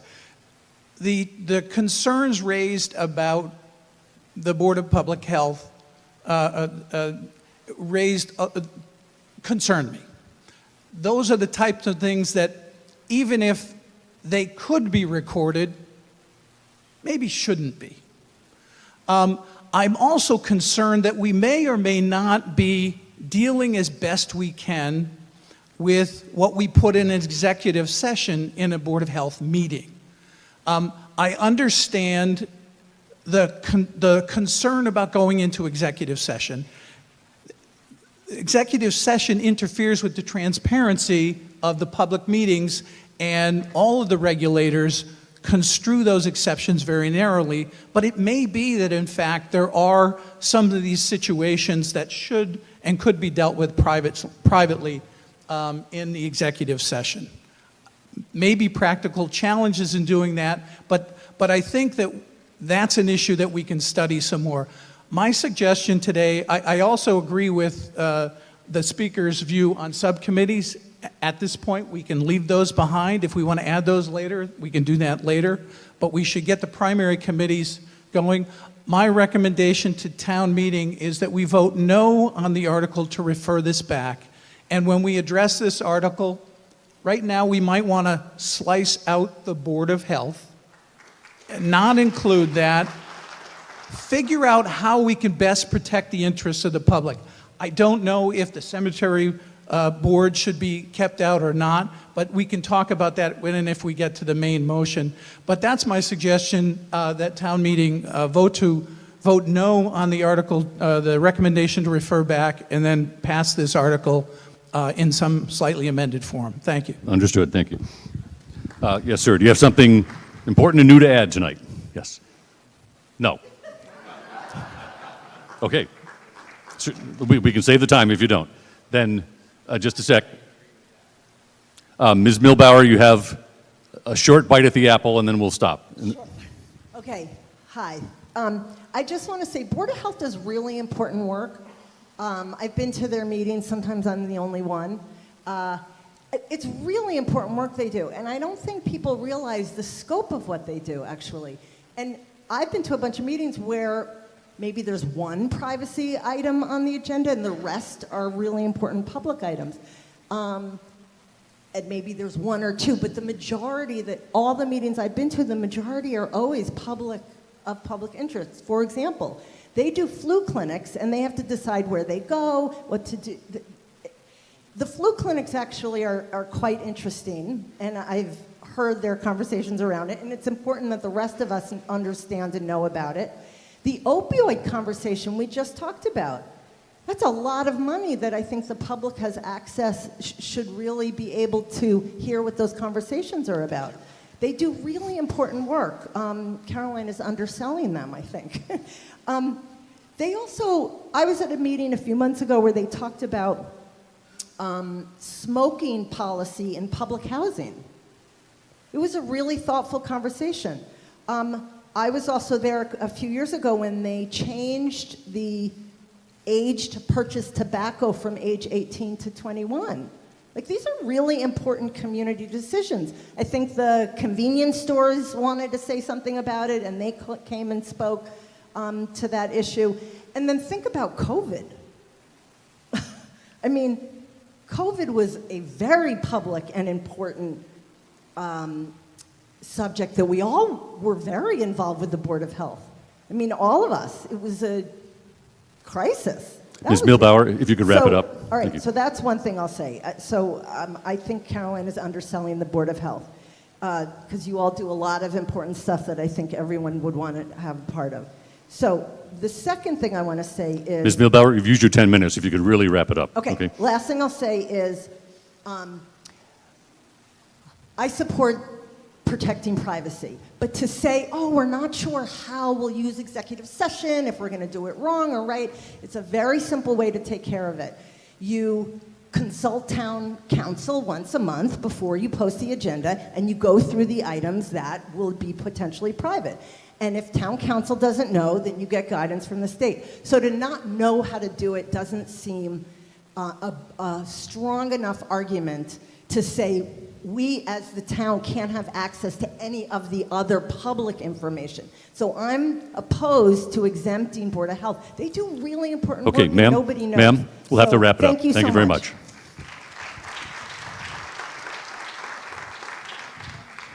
Yes. Peter Obersheimer, town meeting member. Could you say your last name again, sir? Obersheimer. Obersheimer, thank you. Town meeting member, precinct 6. I almost wasn't going to go, and I'll be really quick because I'm just going to agree with a point 2 speakers ago. I'm a no on the remand. I think we're on the 10-yard line. Let's figure this out tonight. I don't think we should make a habit of that when we're this close. I'm interested in the idea of, you know, the amendment after the no on the remand, if that's the way we go, or we just strike health and or the cemetery trustees. For now, it's a simple amendment just to preview. So just cross them off from that list for now.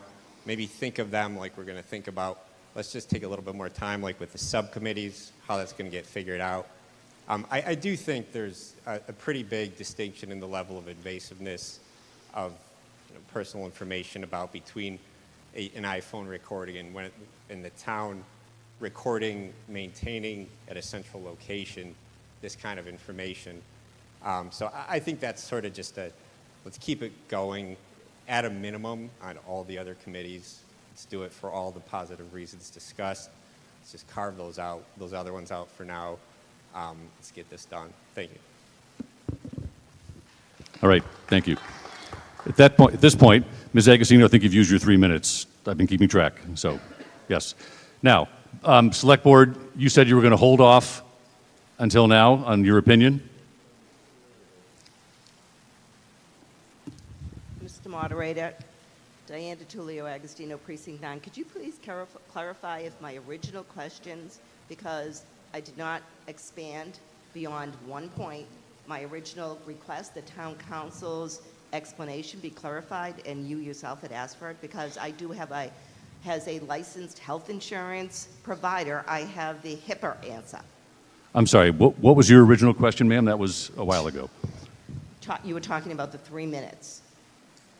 And if you included within that 3 minutes the clarification that you requested as I excluded that out. I stopped the timer, so. All right, well, I have the answer on HIPAA, has a licensed insurance agent. On the Board of Health. Yeah, on the Board of Health. So it's a distinct and important clarification. Please state it quickly then. Thank you. Okay. I did state my name. I've never actually mentioned that license. The Board of Health handbook and manual that I searched through for HIPAA has no reference for it. So I then went to the HIPAA site, the HHS.gov site. The Health Insurance Portability and Accounting Act was enacted in 1996. It deals with who is covered, and the privacy rule, as well as the administrative simplifications, apply to health plans, healthcare clearinghouses, and into any healthcare provider who transmits health insurance in electronic form in connection with the transactions in which the Secretary of the HHS has adopted the standards. Other towns do currently record their Board of Health. I know the question was asked, and I know it's a complicated answer, but the handbook clearly are, I adore and love the Board of Health. They have been a great help to us. However, with regards to this situation, they are not providing the medical care. They don't even have a system that would securely transmit it per HIPAA. It all has to be protected. So thank you very much. Thank you, ma'am. Select Board, you were going to hold off your opinion until now. Do you have an opinion?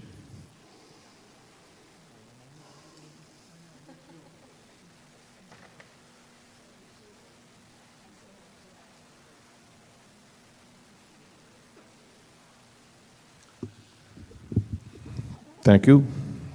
Richard Wells, Town Meeting Member, Precinct 7, Chair of the Select Board. The Select Board would not support referring it back. Thank you. With that, do you have it? Warrant Committee going to amend any remarks, or does the Warrant Committee's recommendation stand? No place I'd rather be.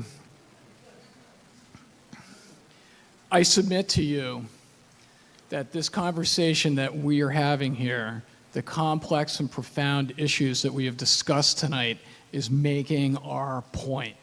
The issues here are too important to figure this all out tonight, are too important to just get it done. Some of the things that we have talked about here, we're talking about for the first time in any forum with regards to this article, such as, what if someone shows up with a cell phone to record?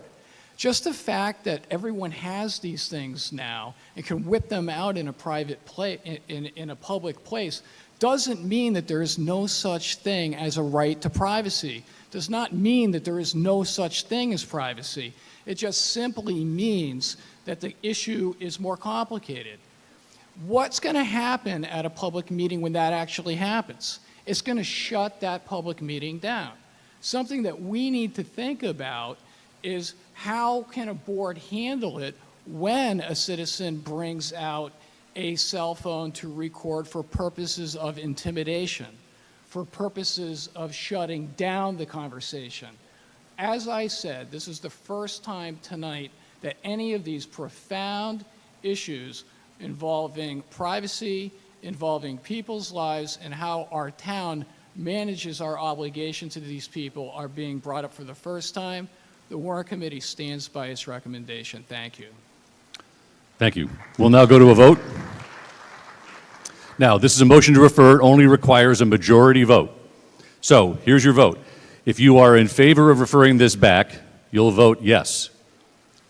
If you are opposed to referring this back, you'll vote no on the motion to refer, and we'll keep talking about it. So if you vote yes, it will get referred back and we'll stop talking about it. If you vote no, it'll stay on the floor, and then we'll decide whether to pass it or not. Is that clear? Is that clear? Yes. Yes, okay. We'll open up the poll. So yes, if you are in favor of referring this back for further study. No, if you are opposed to referring this back, and we'll keep discussing it.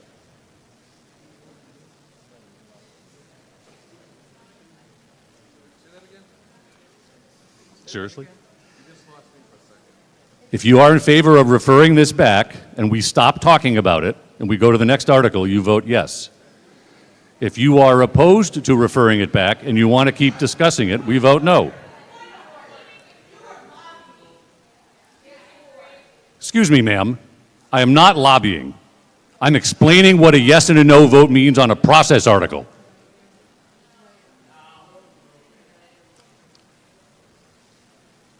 In 8 years, I've never taken a position on any article before this body, ever.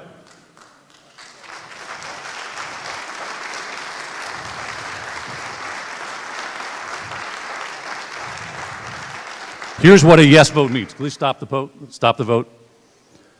A motion to refer means, no, sir, I'm not going to take any more. You have a point of order, sir? Point of order. What's that? I do think you were lobbying. I disagree with you. I don't think it's appropriate to say that we're going to stop discussing it. Explain what a yes or a no means, Jim Mulligan, Precinct 2. I agree. There's a lot of people in here who feel the same way, and to say that we're not feeling that is just, that's brushing us off. I disagree with that statement that you made. I think you are lobbying.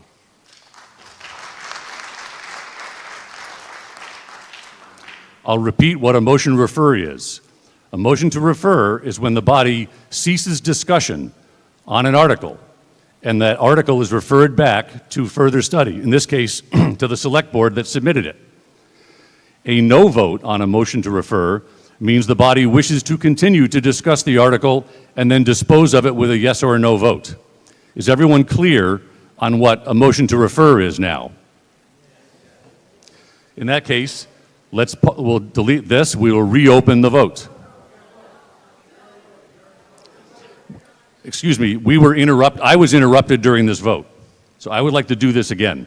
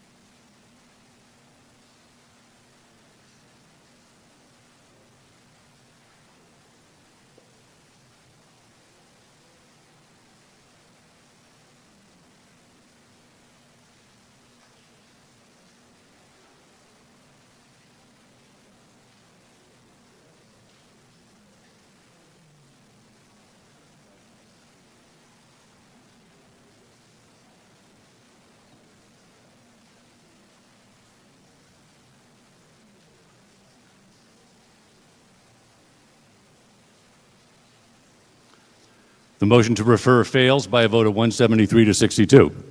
Now, we've been debating this for quite some time. Unless anyone has an amendment, at this point I'm not going to accept any other discussion on the content of the article. I think it's been well debated and presented. Does anyone have any amendments they wish to offer to this article? Yes, Mr. Cuccelli, you recognize, sir. Yes, thank you. I would move to amend the article by striking the Board of Health from the article for the reasons that I stated before. I think that at this point, there is enough uncertainty as to how those issues are treated. I think we can come back and put it back in if we think it makes sense. So that's my motion, to strike the Board of Health. Is there a second? Is there any discussion on Mr. Cuccello's amendment? None. In that case, I'm sorry, we have a member coming down, yes. Does anyone else want to discuss Mr. Cuccello's amendment to strike Board of Health? Please come down now. Yes, sir, you're recognized. Thank you, Mr. Moderator. James Coyne, Town Meeting Member, Precinct 8, also Chair of the Cemetery Trustees. I thank you for the amendment, but I also like to add the cemetery to that amendment, if possible, and the reason being is a privacy issue. Our board is probably, most of you members will never come to Mr. our Coyne, board. just a sec. We can do one amendment at a time, so unless Mr. Cuccello is willing to accept that addition as a friendly, we'll pause on the cemetery. So I would ask him to make a friendly amendment to his amendment, adding the cemetery. That is your trustees. request. So, Mr. Cuccello, do you want Yes. to? Mr. Moderator, I don't know how you want to handle this procedurally. We heard from the Board of Health before. They raised sufficient concerns for me that I thought, at least as a temporary basis, we should take them out. I don't understand what the cemetery board issues are very well now. So I would like to hear from that before, I would accept it as a friendly So I'll take that you reject the friendly. So, sir, we're not talking about the cemeteries right now. We're only talking about the Board of Health. After we deal with the Board of Health, we can come back to you if that's all right. Very good. Thank you. Anyone wish to speak to the Board of Health? Other than, we have 2 speakers, and that's it? 3 speakers just on the Board of Health. Okay, who was sitting? Who was sitting first? Ms. Milbauer, you're first. Deborah Milbauer, Town Meeting Member, Precinct 4. I rise to oppose the amendment. I'd really like to include Board of Health. They do a lot of important work, and we will be excluded from it if they are exempt. And so thank you so much. I really appreciate it. Thank you. I think, yes, ma'am, I believe you're next. I don't think you want to talk about the Board of Health, correct? Okay, yes, ma'am, you're next. I disagree with the amendment, and I actually would like... Could you state your name and precinct, please? Beverly Ross Denny, Precinct 2. I actually think there's another way that we can address this, which would be a different amendment, but I'm so sorry. I thought you could hear me. Anyways, Beverly Ross Denny, Precinct 2. I disagree with the amendment because I think there's an opportunity, as Liz Dillon mentioned, to just redact it.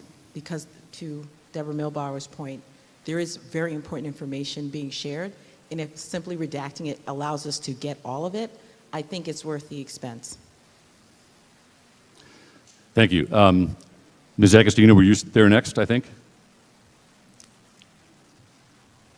Diane DiTullio, Agostino, Precinct 9.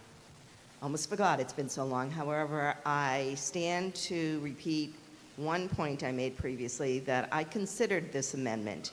However, I strongly oppose it now because other towns, no one has told us how many other towns in the state do include both the Board of Health and the cemetery.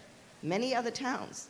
We always would research other towns. We're not rewriting all these laws. I read the law that every open meeting can be taped. Town council read the law. Every open meeting can be taped. I therefore oppose this because the other two laws that support all of these open meeting laws to be taped are the American with Disabilities Act, to give them the ability to view it from home, as well as the open meeting law, which clearly supports it. So I strongly oppose this, and as I said, I totally support the Board of Health is wonderful, but I'm sure the town of Milton doesn't even have the program that's required under HIPAA to be used. So if we're talking about serious concerns and the public ability to learn things, I'd really like to know if a restaurant has been shut down. I'd like to know if there are rats somewhere in the East Milton Square that we've heard about. I'd like to know those things, not by attending the meeting. Just to list a few of the items. Thank you very much. Thank you, ma'am. Yes, ma'am, you're recognized. Hello, my name is Kendra Quincy Knopf, and I am a member of Precinct 3. I am standing here because I think that we absolutely should be including the Board of Health in these recordings. And my reason for that is not because I am against privacy for individual situations, but that the concept of public health, as discussed previously, is something that impacts all of us. Individual situations, I think, should be addressed by the staff that we have hired to do these jobs. I am a licensed mental health counselor here in Milton, and I have worked in community mental health for many years, and it is my passion. I believe strongly that we should be including people who are trained to work on these things individually with people before they become public issues. I hope that you will consider this. Thank you, ma'am. Ma'am, you're next. Hi, Jackie Munger. I am TMM from Precinct 7, and I'm against this amendment. I do think people have their right to privacy, full stop. And I think a public meeting is a public meeting. It is not private. The issue of private matters being discussed at public meetings is an issue in itself, and something that needs to be resolved. So it was already raised that people can record with their phones. They can post that. They have that opportunity. So I do think it's in the best interest in the public that we figure that out. Thanks. Thank you, ma'am. Ms. Ferrone. Karen Friedman Hanna, Precinct 2. I also rise in opposition to this amendment. Sorry, Tony, I usually agree with you. But I feel strongly that there would be a way to define executive session for the Department of Public Health more fully so that the privacy issue can be taken into consideration.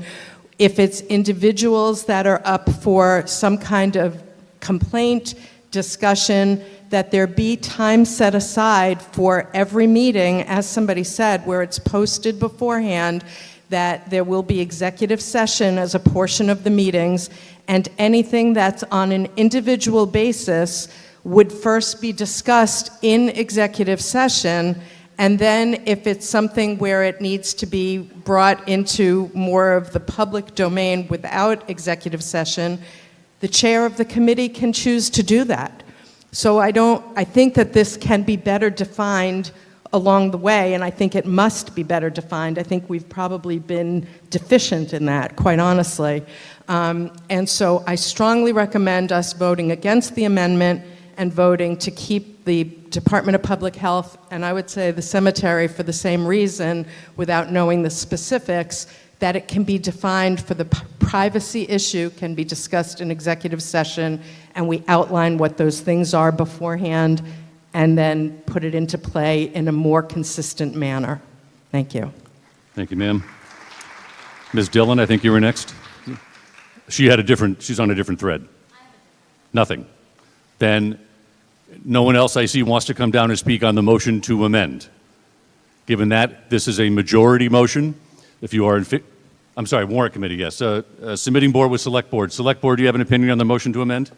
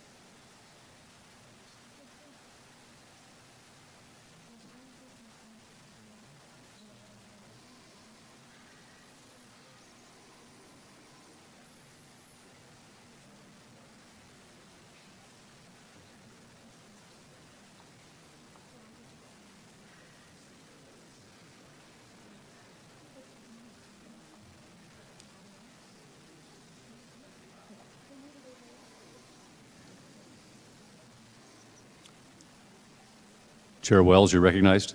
No, you have a question? Sidebar, all right.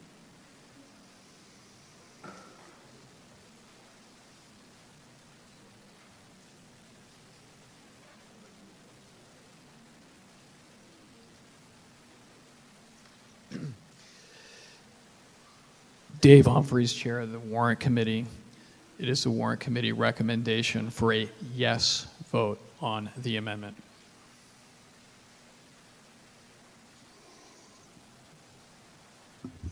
The Select Board, Richard Wells, Precinct 7, Chair of the Select Board. The Select Board is also a yes vote on the recommendation to amend. Thank you. We'll proceed to a vote. Again, this is a majority vote on striking the words Board of Health from the article that you see printed on page 55. If you are in favor of striking those words, which is the motion to amend, please signify by voting yes or no or abstain.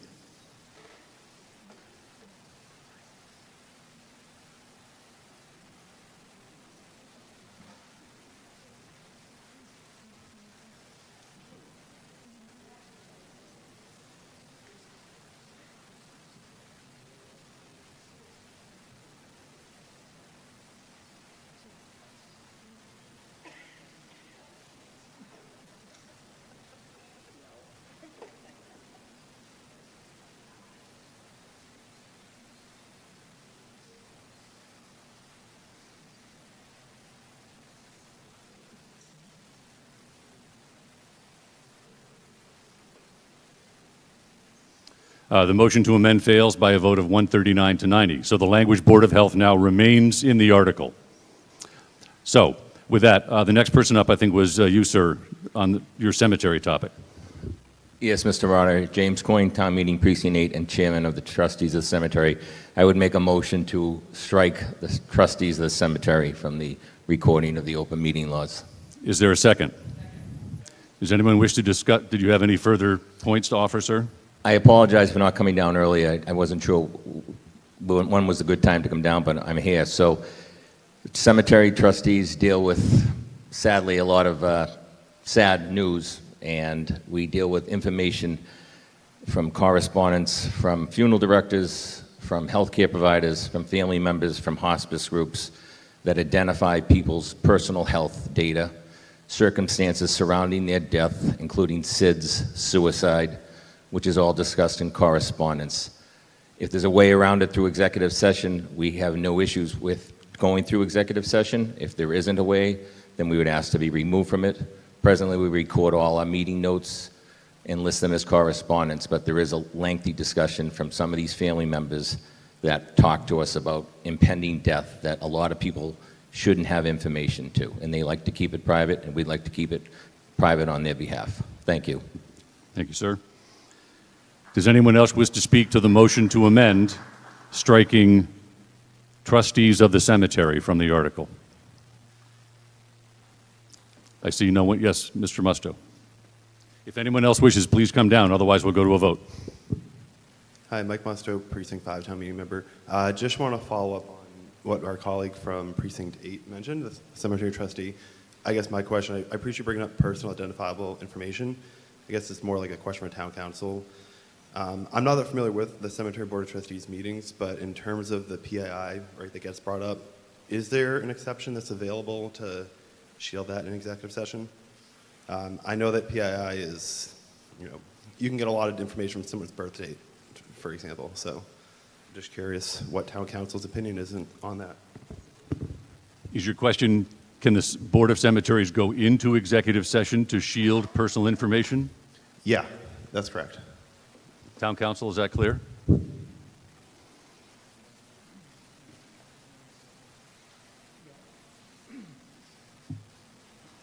Peter Mello, Office of Town Council. I mean, I think again, I'd go back to the response to one of the prior questions. It depends if it's circumstance and context specific.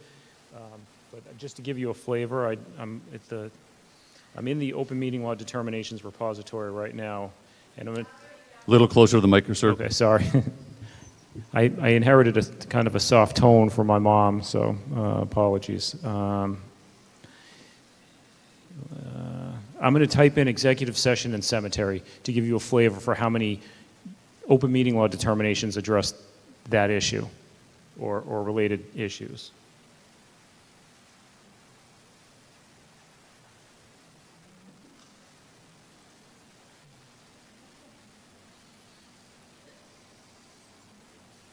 So I see one involving a cemetery commission for what, whatever that's worth. If there's a statute and, it strikes me that there might be a statute that would mandate confidentiality with respect to issues that a cemetery commission would be addressing, but that's the question under Purpose 7. But again, if you're using that as a basis to go into executive session, the substance of the discussion has to, remain within the parameters of the exception and the purpose. And so it kind of depends on the nature of the discussion and how it evolves. But if there's some statutory basis that would mandate, some statute that mandates confidentiality with respect to an item that the Cemetery Commission is discussing, then perhaps that would be a valid basis to go into executive session. Very good. I see no other speakers coming down to speak to the motion to amend. So with that, I'll restate. The motion before the body is to strike the words trustees of the cemetery from the article that you see on page 55. All those in favor of striking those words, please signify by voting yes. Opposed, vote no. Otherwise, abstain.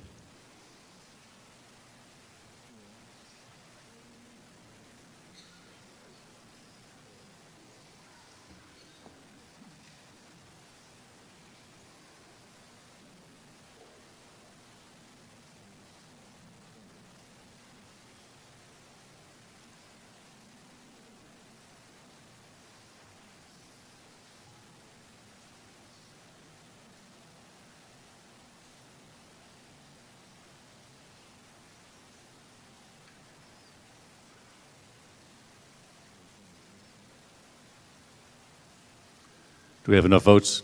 They're coming in? Yes, okay, we can close the poll.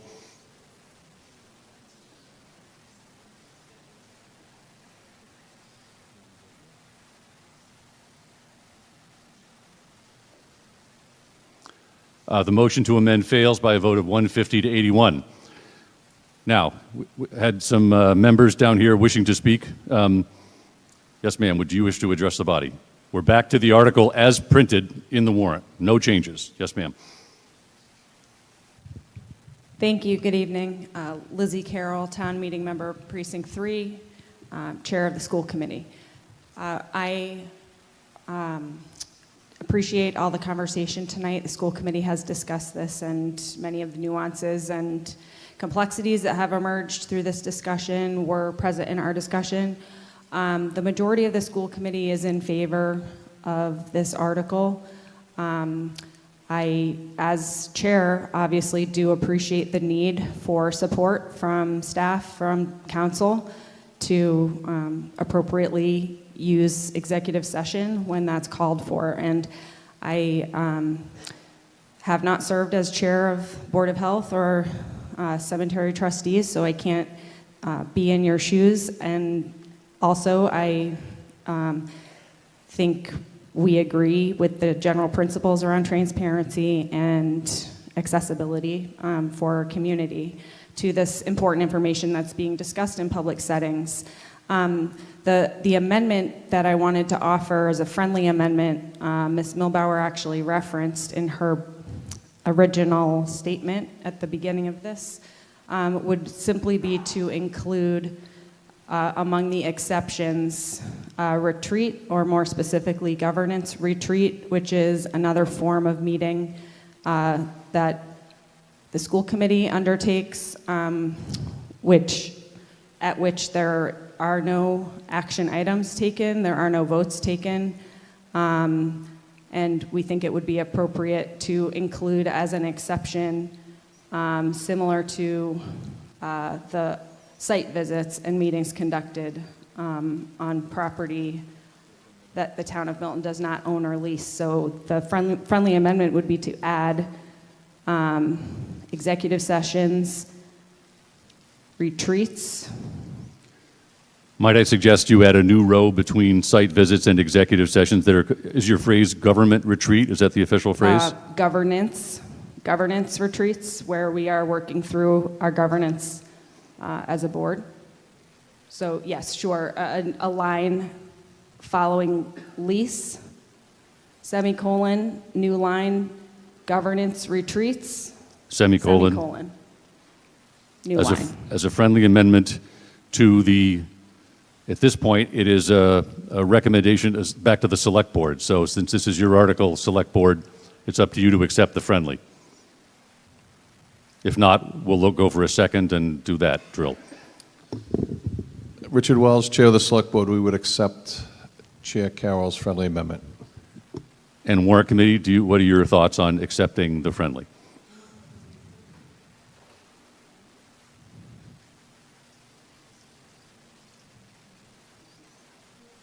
Can we have no recommendation at this time?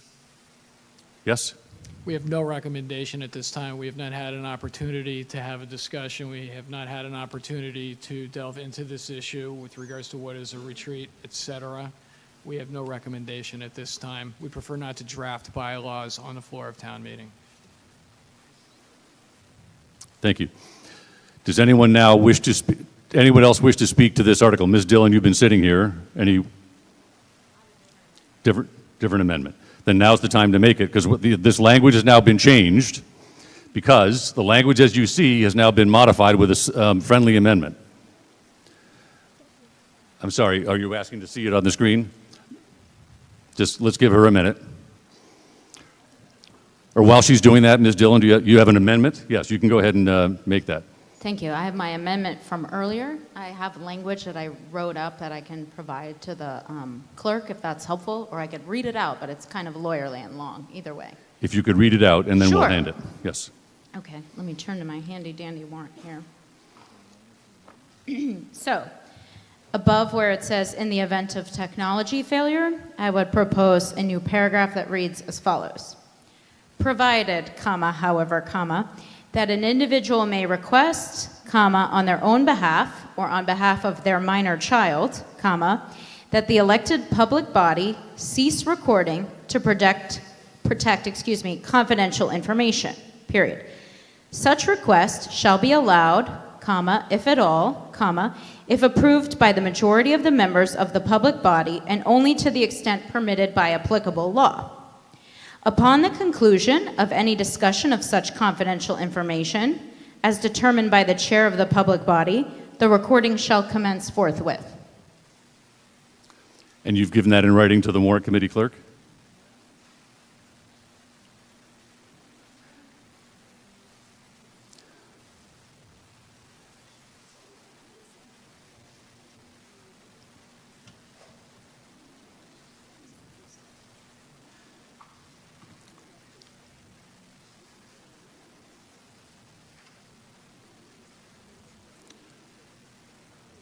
While she's doing that, Ms. Dillon, could you describe, by the way, do we have a second?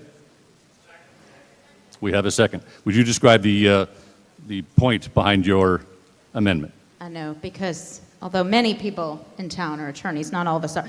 So essentially what I wanted to do was to have my amendment from earlier that I had mentioned, which is my understanding is that by law we may turn off the recording in the event that we're going to discuss confidential information and then turn it back on once we're done. That's what I'm trying to do. This will take a minute to record up on the screen.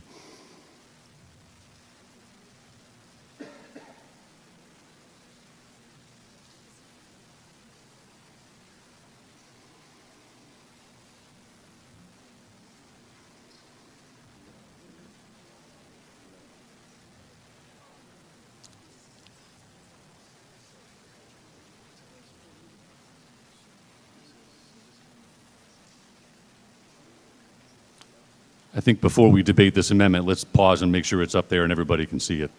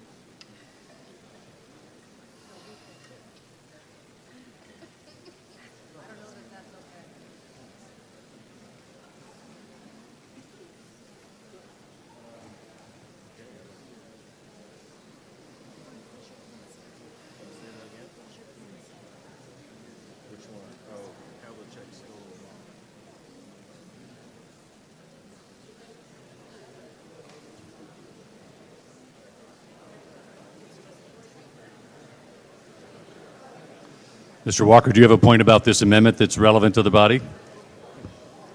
I think not. I have a question about the friendly amendment. Then, we'll just ask, what's your...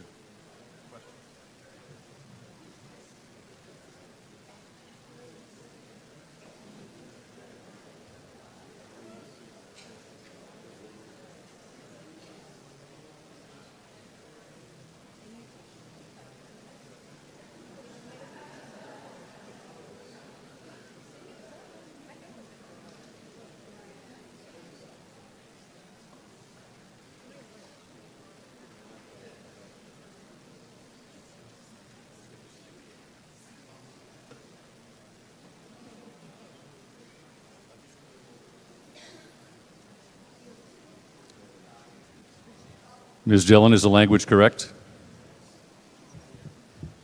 Yes, thank you. Yes. Can everyone now read this language up on the screen?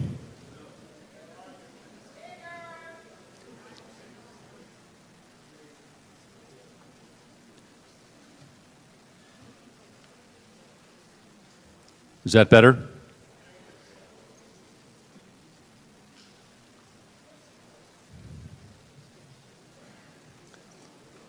Okay, we now have, you've had a chance to absorb the information and hear the intent by Ms. Dillon. Speakers, I think, the only speaker I see on this at the moment is not you, yes, and also Mr. Chinman. You wish to speak to this motion to amend? Right now? Yes, please. Michael Chinman, Precinct 2. I'm opposed to this amendment. I think it's going to be logistically very difficult. The confidential information might be just very fleeting in nature to interrupt the whole proceedings, to have a vote by the members of the public body on whether the recording needs to be stopped. And then if it's not fleeting, if it's somewhat extended and the recording's not going to get turned back on, And also, if the chair of the public body is just opposed to this being recorded, it gives them too much discretion to decide not to turn it back on. I think this is unnecessary. I think there could be more circumspection by the members of the public body not to reveal unnecessary, personally identifying information. I oppose this amendment. Thank you, sir. By the way, Mr. Walker had a different point, so we won't that. Ms. Agostino, were you trying to speak? And then anyone else? Okay, Ms. Agostino, and then you, sir. Diane DiTullio Agostino, Precinct 9, and I oppose, well, first of all, I have a question for Town Council. I had only heard about these retreats. I had not heard the term governance retreat. Ma'am, we're not talking about that right now. We're on the motion to amend, on just the blue language the up here. part? Yeah. Okay, well, with regard to the second one, I oppose it because it was just reported, if you think that you can just sit in a meeting and all of a sudden turn it on and off, the open meeting law and other laws, like the executive session laws, definitely come into play. And Milton, like so many other towns that are public and open and recorded, can just learn. And the faster we learn, the better it will be for all of us. But I'd like to point out the section that says, on behalf of their minor child, we do have residents, adult residents in this town who have guardians. So that section completely ignores that someone who may not be capable of speaking up for themselves, who have a legal guardian appointed for them, if that suggestion was even to go through, it would be ignoring the needs of those individuals. Thank you. Thank you, ma'am. Yes, sir, you're recognized. Brian Burns, Precinct 4. My suggestion was going to be a friendly amendment to this to change their minor child to their dependent. Ma'am, is that acceptable to you? Yes, and I think that would also take care of Diane's concern as well, so thank you. I shouldn't speak for her, but yes, I agree with Mr. Burns' friendly amendment. Thank you. So, the amendment is delete the word minor child and replace it with the word dependent, correct? Mr. Burns, that's your intent? Yes. That's what you've accepted? Yes. Can we just put that language up first so everyone can see it?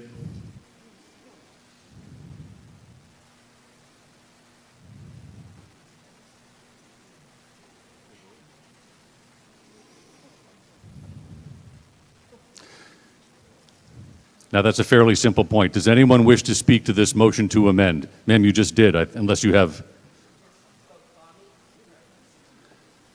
All right, then this is your second time to speak, and then you're done on this motion to amend. Thank you so much, Mr. Moderator. I would appreciate the opportunity, as Town Meeting Member of Precinct 9, to once again identify a legal guardian is not necessarily an dependent.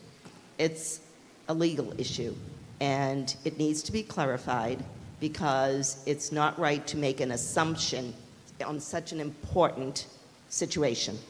Thank you.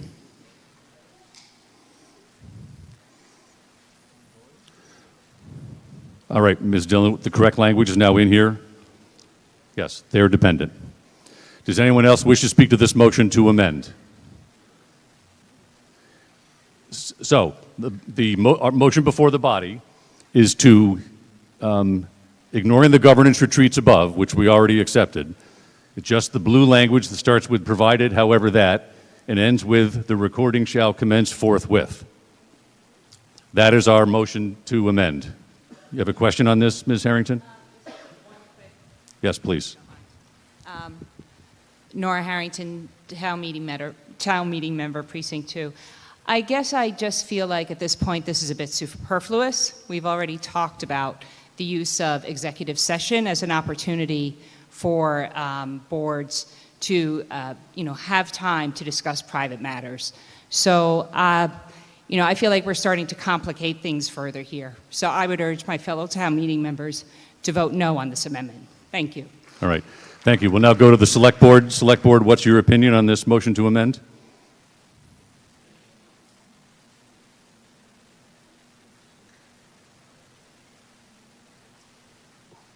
Richard Wells, Chair of the Select Board. The Select Board would support this amendment. And Warrant Committee? With regards, Dave Humphreys, Chairman of Warrant Committee, with regards to this proposed amendment, as with the previous one, we have no recommendation at this time. Thank you. With that, we will go to a vote.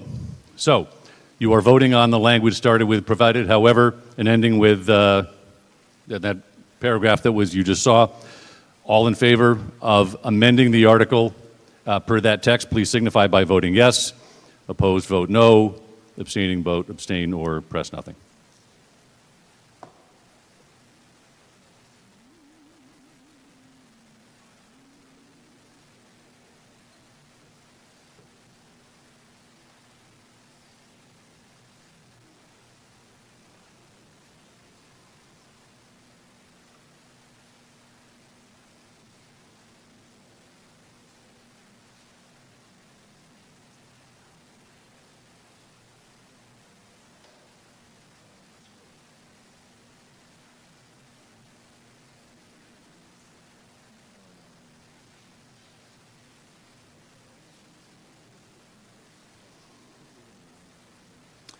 The amendment fails by a vote of 156 to 65. Then lastly, Mr. Walker, you had one question on the word governance retreats. I did. I'm moving from side to side of the auditorium. I was trying to go to the bathroom, but the request for clarification, I know that with a friendly amendment, no vote is required if the maker of the motion, that would be the Select Board, accepts the friendly amendment. So that's done. But I'd like some clarification from the school committee on what governance retreats means, because in my experience, school committee retreats have included discussions of strategic planning, strategic priorities, budget priorities, all sorts of community outreach issues. So I would hope that those things are not covered by the term governance retreat. So I'd just like some clarification on that. Thank you. Ms. Carroll, we'll start with you. Yes. Thank you, Lizzie Carroll, Town Meeting Member, Precinct 3, School Committee Chair. So, yes, these retreats, I think we have begun to implement in partnership with Dr. Burrows, our superintendent. They are times where I will just tell you all, they are public meetings. They are posted. We share a meal together. We reflect on how things are going in our working relationships together as committee members and working in partnership with our superintendent. We have done a book study in these retreats. We have reviewed best practices from other districts when it comes to, for example, something we spent a great deal of time on this year in these retreat settings. We had 4, was the development of the first handbook of operating procedures for the school committee, which is moving towards completion.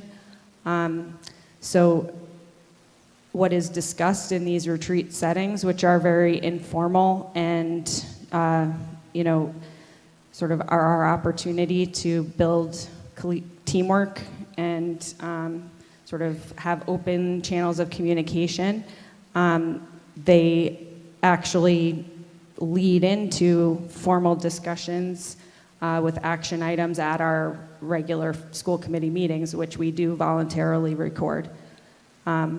And so that is a little bit perhaps of an evolution around the way the school committee has been using retreats, but I think when we, I would be okay with the friendly amendment to actually just be retreats, not necessarily specifying governance retreats. The thing about a retreat is if you think about, yes, in regular school committee meetings, certainly we are discussing and approving our goals on an annual basis. What happens in a retreat setting prior to that is, if you could picture the time you spend together with like poster paper on the walls, like brainstorming and sort of working through ideas that lead you to the ability to set goals. That is what we're doing in retreat settings, and we're choosing to do that.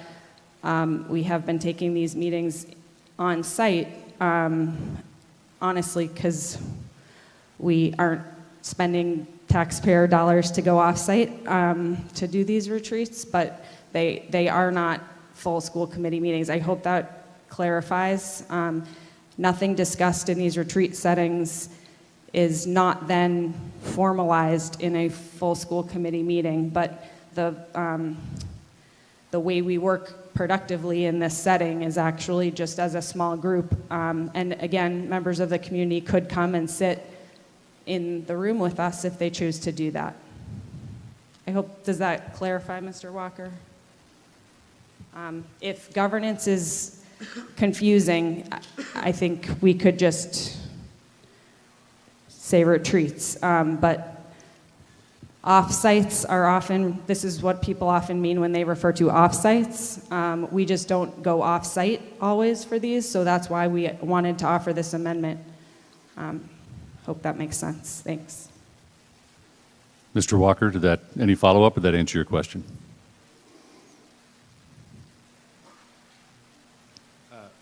It doesn't allay the concern, but I think what's done is done, so thank you. Thank you. Yes, Mr. Furs, want to be recognized? Hi, Brian Furs, Precinct 10. I have sat in front of this town meeting for 11 years. I've been on the proposition end of many changes in bylaws, and candidly, all of them that I've proposed have been sent back for further study because we have a long history in this town of making sure that we don't pass anything before it's perfect. I don't agree with that generally, but I also am now seeing that working on zoning or bylaw changes in a town meeting setting when we don't have proper legal counsel, we don't have necessarily board guidance, this is not a good way to do this. We have spent 2+ hours on this, and there's no consensus in this room. So I'm going to go ahead and do it. I'm going to make a motion that we send this back for further study.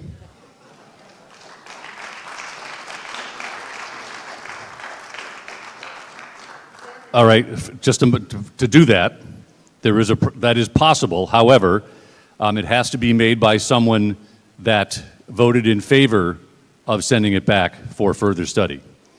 You did. Honor system, so we don't have to check, Mr. Furs? We can check. Okay, so Mr. Furs voted to refer this back to further study, which he is allowed to do. We are within the hour of when we took the vote. So within an hour, we're now opening up the motion to refer it back. Now, is there a second on? There's a second. Hang on, Mr. Walker, just want to explain where we are. So, we're not voting on the article at this point. We're reconsidering a prior motion. Pardon me, I have a question from the town clerk.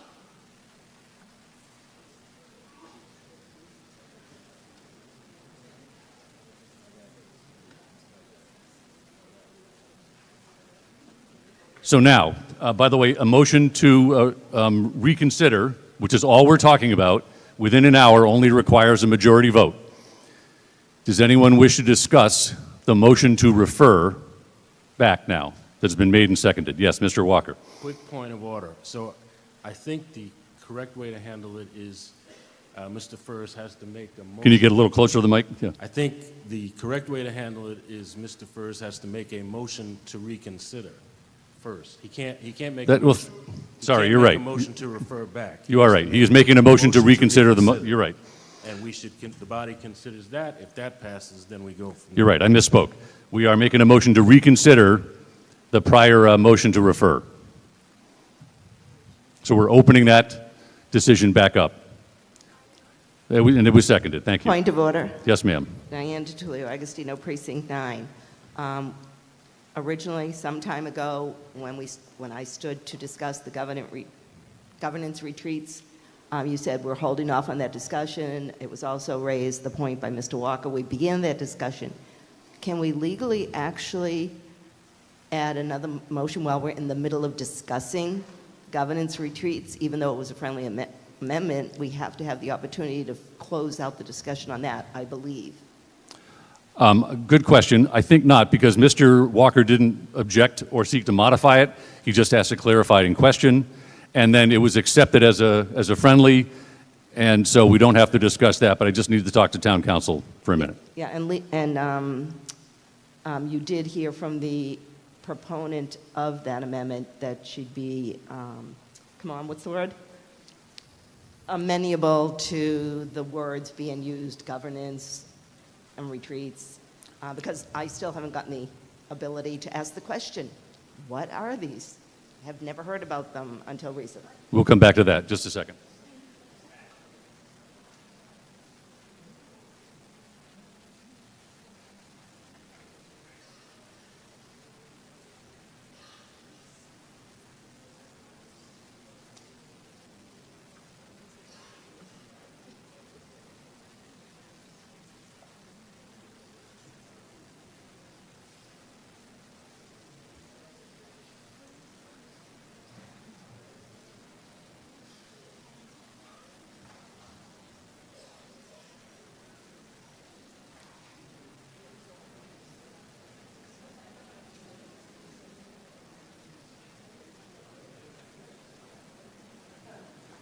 Yes, sir, you're recognized.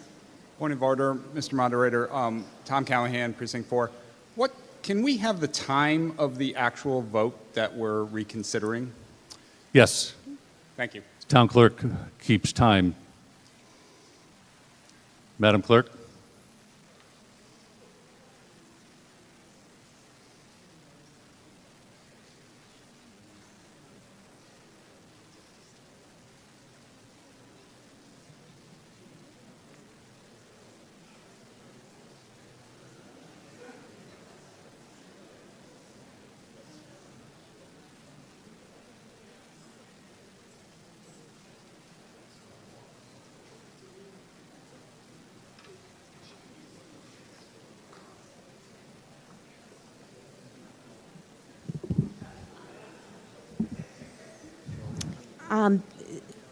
Excuse me?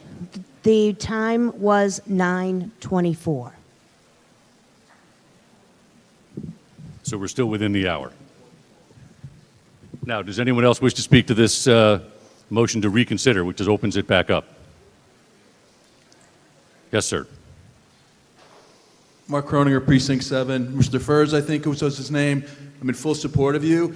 We're sitting here splitting hairs on terms like governance and nuance of retreats, and we're so far down a rabbit hole here on these type of things. Obviously, there needs to be more reconsideration of this thing, of this article, and we already had a commitment from the Select Board that they would put this back on the next town meeting.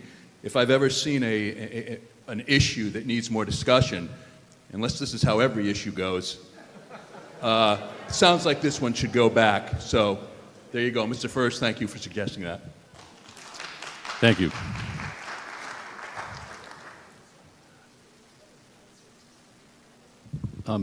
Just a minute. Yes, ma'am, you on the motion to reconsider. Yeah. If you pinch that grip. Yep. Karen Friedman Hanna, Precinct 2. I'm sorry. I strongly disagree that this needs to go back.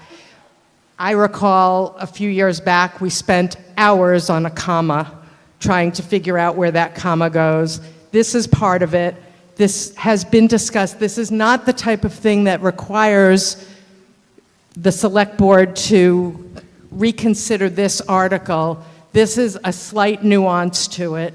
We've discussed it. There are very, very good reasons to have this in place. If there is something down the road that becomes a glaring issue, we can modify after the fact. This is something that should be in place now. We have spent all of these hours doing this. This is worth getting done tonight. I am sorry. I totally disagree with putting this back over this. Please do not send this back for reconsideration and vote to get this in and let us move forward with a positive thing for our town. Okay. Ms. Agostino, we'll get your question. I promise we'll get your question on the governance topic. But just on the motion to reconsider. I'm sorry, do you have, why don't you state your question then, ma'am? Has I requested the legal, come on. Definition? Process? No, the process.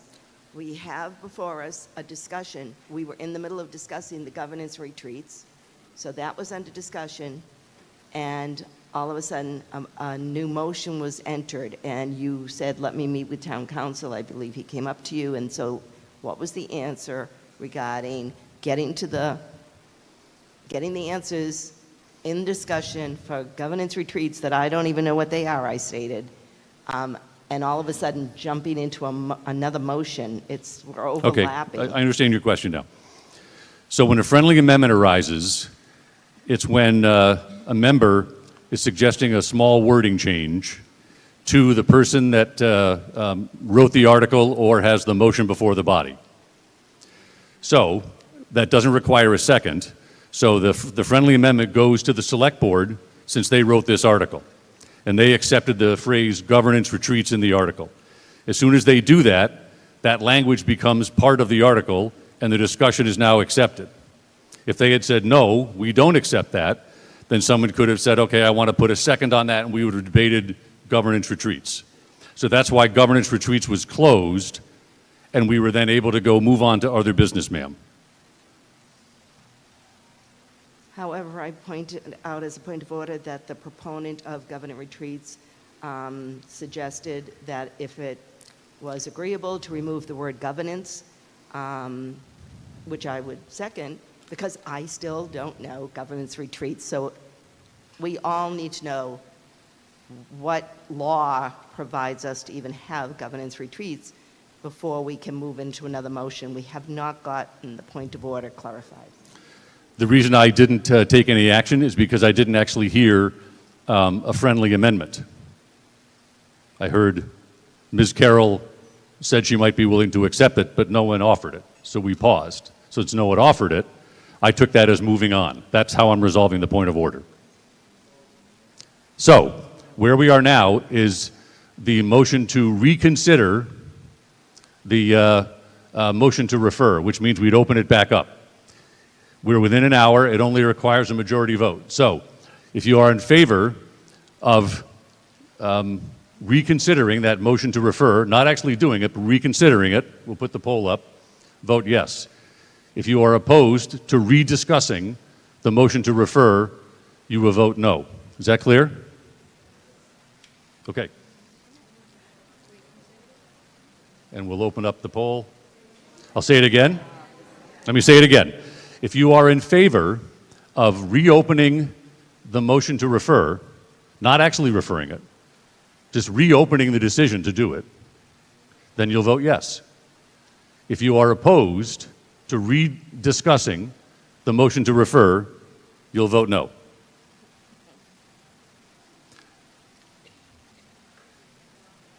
Clear?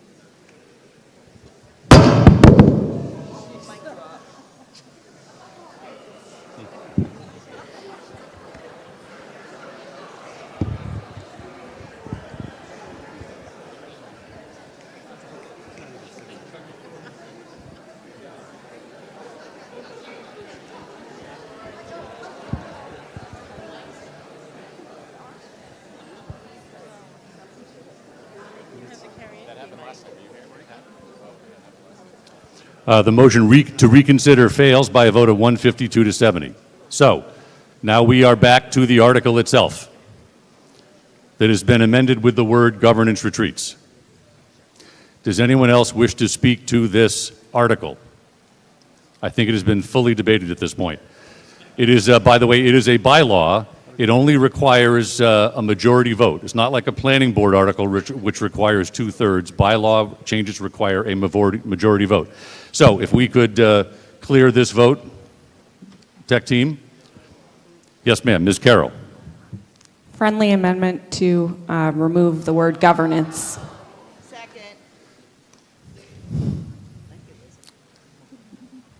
Ma'am, at this point, so you want to remove the word governance from your own, was it your friendly amendment? No, is Ms., yes.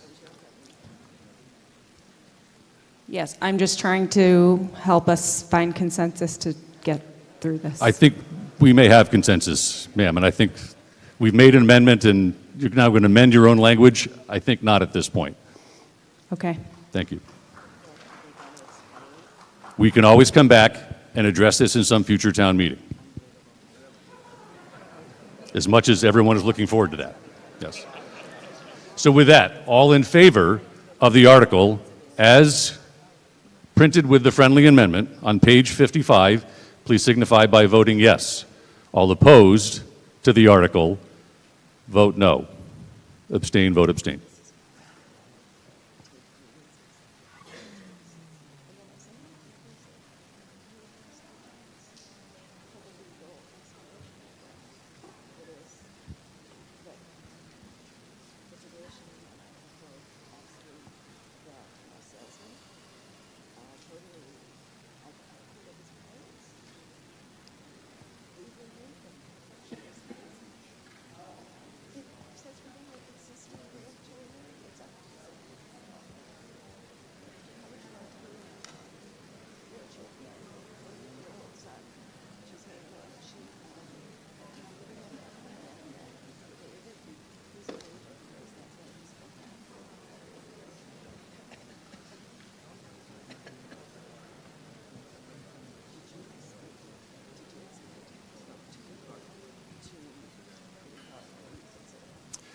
The article passes by a vote of 170 to 52.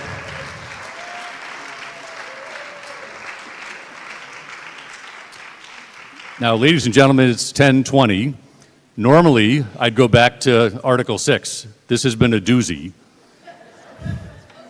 That's town meeting time language, by the way. I would entertain a motion to adjourn till tomorrow night. Is there a second?